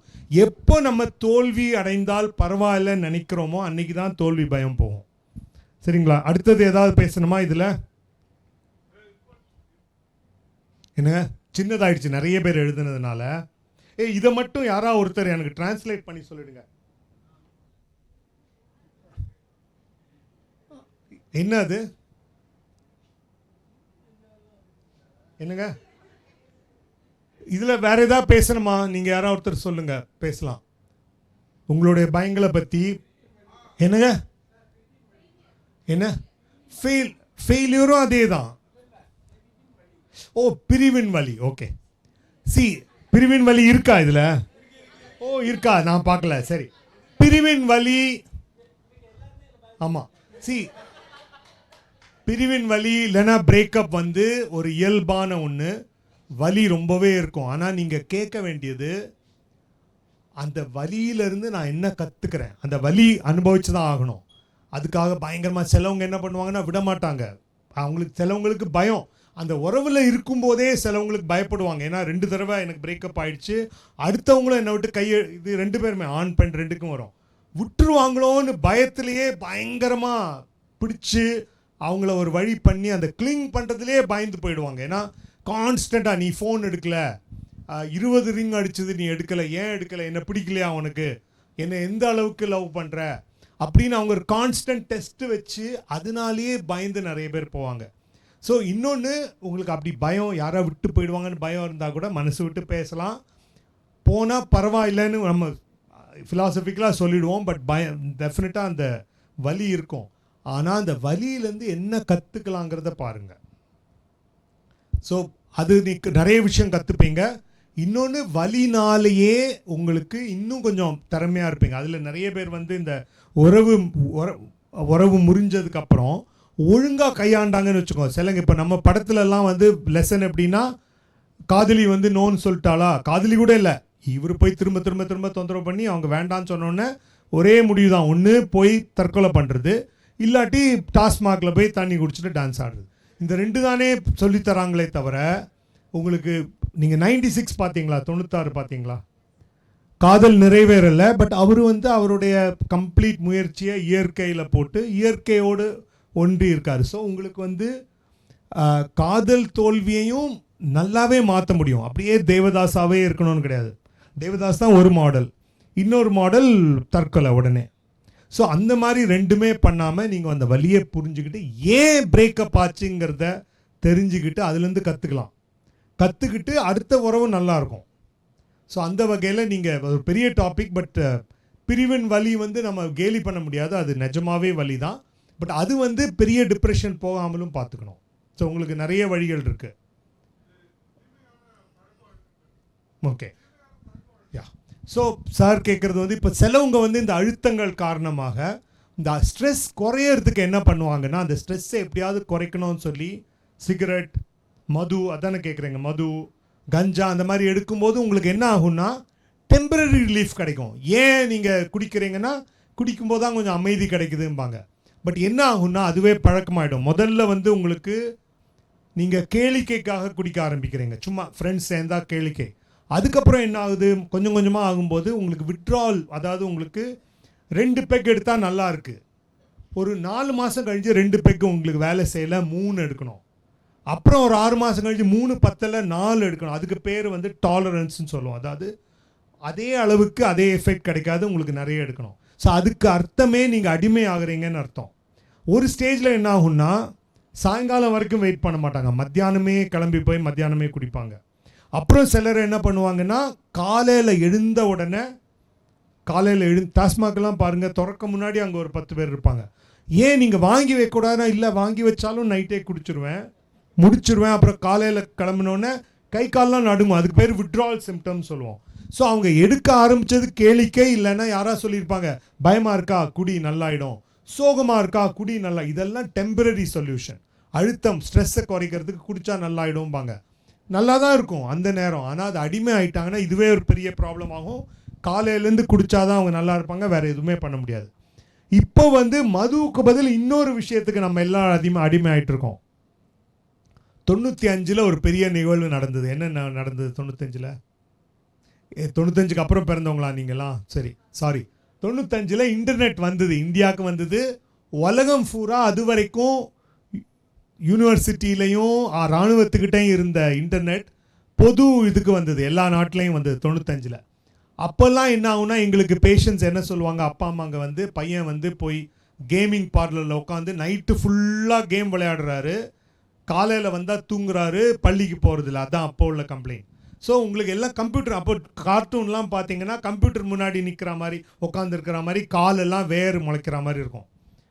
இப்போ என்னாச்சு, 2007 இன்னொரு பெரிய விஷயம் நடந்தது. என்ன நடந்தது? 2007க்கு முன்னாடி பிறந்துட்டீங்களா எல்லாரும்? 2007 என்ன நடந்தது? மொபைல், ஸ்மார்ட் ஃபோன் வந்தது. ஸோ உங்களுக்கு இனிமேல் கம்ப்யூட்டரில் எங்கேயோ உட்காந்து நீங்கள் இன்டர்நெட் போக வேண்டியதில்லை, இன்டர்நெட் உங்கள் கூடவே வரும், எங்கே போனாலும் இன்டர்நெட்டை எடுத்துகிட்டு போகலாம். ஸோ அந்த ப்ராப்ளம் வந்ததுனால இப்போ மதுவுக்கு அடிமை ஆகிற மாதிரி நிறைய பேர் 7 மணி நேரம் 8 மணி நேரம் அந்த மொபைல் ஃபோனில் அடிக்ட் ஆகி அதனால நிறைய பாதிப்புகள். ஸோ மொபைல் ஃபோன் வந்து நான் உங்களுக்கு சொன்னேன் இல்லையா, நிகழ்காலம் எதிர்காலம் கடந்த காலத்துலேருந்து வெளியேறணும்னா மரத்தை பாருங்கன்னு. மொபைல் ஃபோன் அந்த விஷயத்தை உங்களுக்கு பண்ணுது, பார்க்க முடியுது, கேட்க முடியுது. ஸோ நீங்கள் ரீல்ஸ் பார்த்தீங்கன்னா எல்லாத்தையும் மறந்து அந்த ஆனால் இது என்னென்னா இது இன்னொரு மாதிரி போதை. ஸோ உங்களுக்கு செய்ய வேண்டிய வேலையை விட்டுட்டு நிகழ்காலத்தில் தான் இருக்கீங்க, ஆனால் அது நிறைய நேரம் உங்களுக்கு ரீல்ஸ் பார்க்கறதுனால எந்த கெட்டதும் கிடையாது. ஆனால் ஒரு கெட்டது என்னென்னா நேரம். ஒன்றும் இல்லை, 10 நிமிஷம் வீடியோன்னா ஐயோ 10 நிமிஷமாம்பாங்க, எனக்கு ரீல்ஸ் தான் முடியும்னு சொல்லி ஒரே நிமிஷத்தில் பார்ப்பாங்க, ஆனால் 3 மணி நேரம் ரீல்ஸ் பார்ப்பாங்க. ஸோ அதனால உங்களுக்கு நேரம் நிறைய போயிடுது, உங்களுக்கு அதுதான் பெரிய பிரச்சனை. ஸோ உங்களுக்கு மது மாதிரி இப்போது பிஹேவியரல் அடிக்ஷனும் ஒரு பெரிய பிரச்சனை. உங்களுக்கு வந்து இன்டர்நெட் அடிக்ஷன், அதுவும் ஒரு வகையில் நிறைய பேர்கிட்ட கேமிங் விளையாடுறவங்கள்ட்ட ஏன் அவ்வளோ நேரம் விளையாடுறீங்க, 11 மணி நேரம் 12 மணி நேரம் விளையாடுவாங்க, நைட்டெல்லாம் விளையாடுவாங்க, டே டைம் முழிச்சிருப்பாங்க. ஏன்னு கேட்டால் எனக்கு அப்போ தான் சந்தோஷமாக இருக்கும்பாங்க. ஸோ உங்களுக்கு வந்து சோகமாக இருக்கிறத தடுக்க சோகத்திலேருந்து வெளியேறதுக்காக சார்ட்ட கேட்டுக்கிறேன் எவ்வளோ நேரம், சோகத்திலேருந்து தப்பிக்கிறதுக்காக மொபைலுக்கு போகிறாங்க, ஆனால் அப்புறம் மொபைலில் மாட்டிக்கிறாங்க. எப்படி மதுவுக்கு அடிமை ஆகிறாங்களோ அதே மாதிரி நிறைய பேர் செல்ஃபோனுக்கு அதிகமாகறாங்க. அந்த பிரச்சனை என்னென்னா பெற்றோர் கூட்டிகிட்டு வருவாங்க, நான் ஒன்றும் பண்ண முடியாது, அந்த பையனோ பொண்ணோ நான் வந்து நிறுத்தணும்னு நினச்சாதான் பண்ண முடியும். அதில் ஃபஸ்ட்டு நான் பண்ணுறது என்னென்னா மொபைல் அடிக்ஷனுக்கு நீங்கள் எவ்வளோ யூஸ் பண்ணுறீங்கன்னு உங்களுக்கு தெரியணும். நிறைய பேர் லோவாக தான் அண்டர் எஸ்டிமேட் பண்ணாங்க. ஐன்ஸ்டீன் வந்து உங்களுக்கு தியரி ஆஃப் ரிலேட்டிவிட்டி சொல்லும்போது என்ன சொன்னார் ஞாபகம் இருக்கா? நீங்கள் உங்களுடைய கேர்ள் ஃப்ரெண்ட் கூட பேசிகிட்டு இருக்கீங்கன்னா 5 மணி நேரம் பேசினா கூட 5 நிமிஷம் மாதிரி இருக்கும். இதுவே நீங்கள் பாட்டி கூட பேசுகிறீங்கன்னா 5 நிமிஷம் கூட 5 மணி நேரம் மாதிரி இருக்கும். அதே மாதிரி நீங்கள் மொபைல் ஃபோனில் இருக்கும்போது உங்களுக்கு நேரம் தெரியாது. இப்போ ஒரு தடவை ஒரு கல்லூரி மாணவன் வந்து கூப்பிட்டு வந்தாங்க, நிறைய யூஸ் பண்ணுறாரு. அவர் சொன்னார், நான் 5 மணி நேரம் விளையாடுறேன் ஒரு நாளைக்குன்னாரு. ஒன்று அவர்கிட்ட எக்ஸாக்டாக எவ்வளோன்னு கண்டுபிடிக்கிறதுக்கு இப்போ உங்கள் எல்லாருக்குமே சொல்ல போகிறேன். உங்கள் மொபைல் ஃபோன் எடுத்து ஆண்ட்ராய்டாக இருந்தால் உங்களுடைய செட்டிங்ஸுக்கு போயிட்டு டிஜிட்டல் வெல்பீயிங்னு ஒன்று இருக்குது, அதுக்கு போங்க. இன்னைக்கு காலையில் இங்கே 10 மணிக்கு நிகழ்ச்சி ஆரம்பிச்சிருச்சுல்ல, அந்த 10 மணிக்குள்ளே நீங்கள் எவ்வளோ பண்ணியிருக்கீங்கன்னு தெரியும், நேற்று முந்தா நாள் என்ன பண்ணியிருக்கீங்கன்னு தெரியும். ஸோ ஆண்ட்ராய்டாக இருந்தால் உங்களுடைய செட்டிங்கில் போய் டிஜிட்டல் வெல்பீயிங், இதே ஐஃபோனாக இருந்ததுன்னா செட்டிங்கில் போய் ஸ்க்ரீன் டைம் பாருங்கள். பார்த்தீங்கன்னா உங்களுக்கு இன்றைக்கி எவ்வளோ யூஸ் பண்ணியிருக்கீங்க, என்னென்ன ஆப் யூஸ் பண்ணியிருக்கீங்க, ஒரு ஆப்பும் எவ்வளோ நேரம், அதை வந்து நீங்கள் உள்ளேயும் போகலாம். இப்போ நேற்று போய் எவ்வளோ மணி நேரம் யூஸ் பண்ணியிருக்கீங்க, ஒரு ஆப்பும் எவ்வளோ மணி நேரம் யூஸ் பண்ணியிருக்கீங்க, எத்தனை முறை வாட்ஸ்அப்பை திறந்தீங்க, அதெல்லாம் கூட அதில் இருக்குது. நீங்கள் நிறைய பேர் வாட்ஸ்அப் 300 தடவை 400 தடவை பார்த்துருப்பாங்க அப்பப்போ. ஸோ பார்த்தீங்களா எல்லாரும்? ஸோ இதை வந்து அந்த பையனை பார்க்க சொன்ன உடனே அந்த கேம் வந்து 11 மணி நேரம் விளையாடிருக்காரு. அவர் சொல்கிறாரு, எனக்கே தெரியாது, நான் 5 மணி நேரம் நினச்சிட்டு இருக்கேன்னாரு. ஏன்னா அவரோட சுவாரஸ்யத்தில், விளையாடுற சுவாரஸ்யத்தில் அவருக்கு அது 5 hours தான் விளையாடுறோன்னு அவர் நினச்சிட்டு இருக்காரு. பட் அதில் பார்க்கும்போது 9-11 இருக்குது, அவருக்கே தெரில. ஸோ அது first level to motivate. Okay, இவ்வளோ பெரிய ப்ராப்ளமாக இருக்குது, அதை எப்படி குறைக்கலான்னு அப்புறமா யோசிக்கலாம். ஸோ உங்களுக்கு மதுவில் ஆரம்பித்து இப்போ வந்து நிறைய பேர் ஸ்க்ரீன் அடிக்ஷனில் இருக்கிறாங்க. காலையில் எழுந்த உடனே எப்படி அவங்க டாஸ்மாக் தேடி போகிறாங்களோ, அதே மாதிரி காலையில் எழுந்த உடனே என்ன பண்ணுறோமோ இல்லையோ, வாட்ஸ்அப்பு, ஃபேஸ்புக் ஆர் இன்ஸ்டாகிராம் பார்க்குறவங்க நிறைய பேர் இருக்காங்க. என்னங்க, தூக்கத்திலே இருந்து பார்க்குறாங்களா? நான் நினச்சேன் காலையில் இருந்து பார்க்குறாங்க. இன்னொரு, அதை வந்து நான் கொஸ்டினாக போடல, ஒரு குவிக் குவிஸ். உங்களில் எத்தனை பேர் வந்து என்னோட இன்டர்நெட் டைமை கம்மி பண்ணோன்னு நினைக்கிறீங்க? கை தூக்குங்க. ஓகே, எவ்வளோ பேருக்கு தங்களோட இன்டர்நெட் டைமை பற்றி குற்ற உணர்வு இருக்குது? ஐயோ, ரொம்ப டைம் இன்டர்நெட்டில் செலவழிக்கிறோம். ஓகே, உங்களில் எத்தனை பேர் காலையில் எழுந்த உடனே ஃபேஸ்புக்கோ வாட்ஸ்அப்போ இன்ஸ்டாகிராமுக்கோ போகிறீங்க? ஓகே, நிறைய பேர் உண்மை சொல்கிறவங்க நிறைய இருக்காங்க. நான் இந்த மாதிரி போல் பண்ணி உங்களை அனானிமஸாக தான் பண்ணோன்னு இல்லை. உங்களில் எவ்வளோ பேர் ஃபோனை டாய்லெட்டுக்கு எடுத்துகிட்டு போகிறீங்க? உண்மை பேசுகிறவங்க நிறைய இருக்காங்கப்பா. இங்கே நிறைய பேர் பொய் சொல்கிறவங்க தான் முன்னாடி இருக்கிறாங்க. எவ்வளோ பேர் தியேட்டரில் படம் ஓடுது, புது படம் நீங்கள் பார்த்ததே இல்லை, ஆனால் மொபைலில் மெசேஜ் அப்பப்போ படிப்பீங்க? எவ்வளோ பேர் படம் பார்க்குறீங்களோ இல்லையோ? நான் பார்த்துருக்கேன், ட்விட்டர் ரிவ்யூன்னு வரும். டேய், நீ படம் பார்க்குறியா, ட்விட்டரில் இருக்கிறியா? கார் வருது, கார்லேருந்து ஒரு கால் வருது, ஷூ மட்டும் தெரியுது, ரஜினிகாந்தாக தான் இருக்கணும், தலைவராக தான் இருக்கணும், கால் வந்துச்சு, முட்டி வந்துச்சு, கை வந்துச்சு. டேய், படத்தை பாருங்கடா, ட்விட்டரில் இருக்காதுங்கடா. பட் ரெண்டும் பண்ணுறவங்க இருக்காங்க. நீங்கள் அடுத்த 2-3 குவிஸ் சீக்கிரம் முடிச்சிடறேன். அடுத்த கேள்வி வந்து, ஒருத்தர் உங்ககிட்ட பேசிகிட்டு இருக்காரு, இங்கே இல்லை, ஒன்றுக்கு ஒன்று பேசுகிறாங்க, அப்போ உங்களுக்கு நோட்டிஃபிகேஷன் வருது. உங்களில் எவ்வளோ பேர் பேசிகிட்டு இருக்கும்போதே ஃபோன் எடுத்து பார்ப்பீங்க? ஓகே, ஸோ நிறைய பேர். எனக்கு என்ன ஆகும் தெரியுங்களா? பேஷண்ட் வந்து ஒய்ஃப்னு வச்சுக்கோங்க, பேஷண்ட் சொல்ல ஆரம்பிக்கிறாங்க, அழ ஆரம்பிக்கிறாங்க. ஹஸ்பண்ட் என்ன பண்ணுவார்னா, மெதுவாக அப்படியே கையை அப்படியே விட்டு முதல்ல மொபைல் அப்படியே எடுப்பார், மெதுவாக எடுப்பார். எடுத்து மெதுவாக கொஞ்சம் ஒரு 2-3 நிமிஷத்துக்குள்ளே உலகத்தையே மறந்து வைஃப் அழுதுட்டு சொல்லிட்டு இருக்காங்க, அவர் பாட்டுக்கு அப்படியே மூழ்கிடுவார். அப்புறம் அவங்க சொல்லுவாங்க, இதை தாங்க நான் சொல்லிட்டு இருக்கேன் அப்படிம்பாங்க. நிறைய நடக்கும். அப்புறம் பசங்களை கூட்டிகிட்டு வரும்போது பசங்களை பற்றி அப்பா அம்மா பேசுகிறாங்க, பசங்க எதுவும் தெரியாமல் மொபைல் பார்த்துட்டு இருப்பாங்க. ஸோ அந்த அளவுக்கு இப்போ ப்ராப்ளம் ஆகிருக்கு. ஸோ அது ஒரு ப்ராப்ளம் நீங்கள் கேட்டதில். வேறு ஏதாவது பேசுகிறீங்களா? வேறு ஏதாவது பேசணுமா? துறையில் பிரபலம் அடைவது. சார் ஒரு புக் எழுத சொல்லிடலாம் அடுத்தது, எப்படி ஆவது என்பது. ஸோ பொருளாதார நலம். பொருளாதாரம் வந்து நான் சொன்ன மாதிரி நீங்கள் தேர்ந்தெடுக்கிற வேலையை, உங்களுக்கு பிடிச்ச வேலை, இப்போ நான் அதுலேருந்து தான் சார்ட்டு வந்து இது பண்ணு, உங்களுக்கு ஆர்வம் உள்ள துறை எடுத்தீங்கன்னா உங்களுக்கு சலிப்பே தட்டாது. வேலை 12 மணி நேரமாக இருந்தாலும் விரும்பி செய்வீங்க. ஆர்வமுள்ள துறை, உங்களுக்கு திறமை இருக்கிற துறை எடுத்தீங்கன்னா எந்த துறையில் வேணாலும் பணம் பண்ணலாம். சரிங்களா?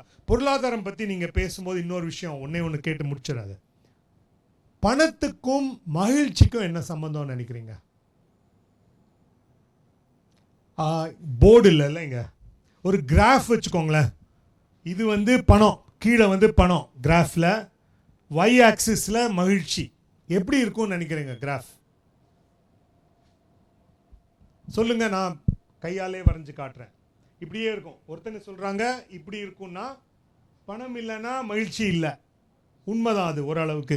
கொஞ்சமாக பணம் இருந்தால் இப்படி வச்சுக்கோங்களேன், பணமே இது எக்ஸ் ஆக்சிஸ் ஒய் ஆக்சிஸ், பணமே இல்லை மகிழ்ச்சியே இல்லை. கொஞ்சமாக பணம் இருந்தால் கொஞ்சம் மகிழ்ச்சி, கொஞ்சம் கூட அதிகமாக இருந்தால் கொஞ்சம் கூட அதிகமான மகிழ்ச்சி, ரொம்ப பணம் இருந்தால் ரொம்ப மகிழ்ச்சி, அப்படியே இருக்கு இல்லையா? ஸோ இது வந்து ஒரு ஐடியா. இந்த ஐடியா யாரால் பிரபலப்படுத்தப்படுதுன்னா உங்கள் அட்வர்டைஸ்மெண்ட்லாம் பார்த்தீங்கன்னா, அவனுக்கு ஷூ இருக்காது, ஷூ வாங்கினோன்னு சந்தோஷம் ஆகிடுறாரு. அவன் வந்து காரே இருக்காது, பஸ்ஸில் போயிட்டுருப்பார், காரை பார்ப்பார், அப்படியே கஷ்டப்படுவார், கார் வாங்கினோன்னு சந்தோஷம் வரும். ஸோ அட்வர்டைஸ்மெண்ட்ஸ் எல்லாமே இந்த பர்டிகுலர் ஐடியா தான். ஸோ இது ஒன்று.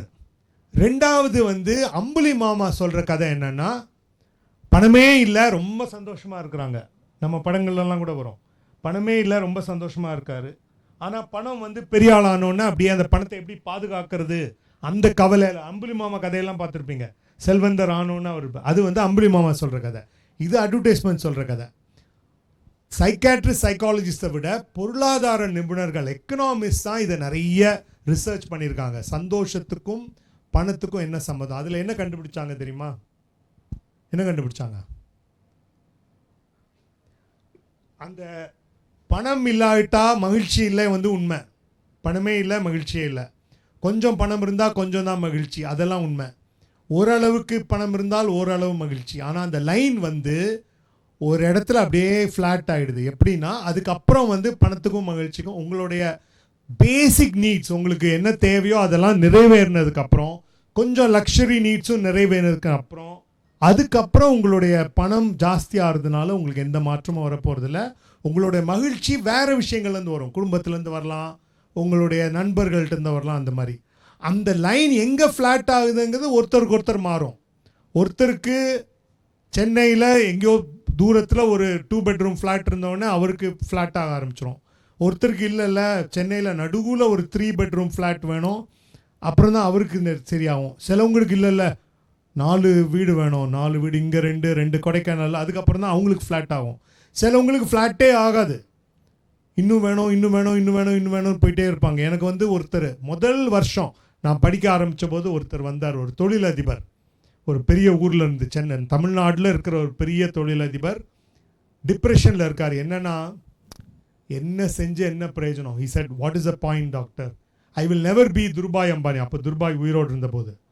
அந்த மனநிலை இருக்கிறவர் சந்தோஷமாகவே இருக்க முடியாது. துர்பாய் அம்பானி மாதிரி நான் ஆக மாட்டேன். ஸோ அவர் வந்து அந்த லைன் போயிட்டே இருக்கும், அவருக்கு சந்தோஷமே கிடைக்காது. ஸோ பணத்துக்கும் இதுக்கும் சம்பந்தம் வந்து ஒரு லெவலுக்கு அப்புறம் உங்களுடைய தேவைகள் கொஞ்சம் லக்ஸரி முடிஞ்சதுக்கப்புறம் அதுக்கப்புறம் அது சம்மந்தம் கிடையாது. பட் அது சம்மந்தம் இருக்குதுன்னு நினச்சிங்கன்னா நீங்கள் போயிட்டே பணத்தை தேடி போயிட்டே இருப்பீங்க. மகிழ்ச்சி எங்கே காணுமே. நான் இது வாங்கினா பார்த்துருப்பீங்க நீங்கள், காரு திடீர்னு அவனது கார் என்னை விட நீளம், ஸோ அவனை விட நீளமாக வாங்கணும். அதெல்லாம் பண்ணியும் ஏன் மகிழ்ச்சியாக இல்லை? ஐயோ 3வது வீட்டுக்காரன் இன்னொரு கார் வாங்கிட்டான். ஸோ அங்கேருந்து இல்லை, மகிழ்ச்சி வேறு இடங்கள்லேருந்து வரணும் உங்களுடைய தேவைகள் முடிஞ்சதுக்கப்புறம். இது வந்து பொருளாதாரத்துக்கும் மகிழ்ச்சிக்கும் இருக்கிற சம்மந்தம். இது வந்து எக்கனாமிக்ஸ் படித்து ரிசர்ச் பண்ணி சொல்கிற விஷயம். சார் சொல்லுங்கள், எப்போ முடிக்கலாம்னு சொல்லுங்கள். சார் நான் என்ன கேட்டால் பேசிகிட்டே இருப்பேன். சார் வேறு கேள்விகள் இல்லாட்டி இந்த அமைப்புக்கும் மனுஷபுத்திரன் அவர்களுக்கும் இங்கே அமைதியாக இருந்து நிறைய கேள்விகள் கேட்டவங்க எல்லாருக்கும் ரொம்ப நன்றி. ரொம்ப ஆக்டிவாக இன்ட்ராக்டிவாக இருந்தீங்க, ரொம்ப நன்றி. வாய்ப்புக்கு ரொம்ப நன்றிங்க. தொடர்ந்து உயிர்மை டிவியோட வீடியோஸை பார்க்க சேனலை சப்ஸ்கிரைப் பண்ணுங்கள். உடனடி அப்டேட்ஸை பெற பெல் ஐக்கானை ப்ரெஸ் பண்ணுங்கள்.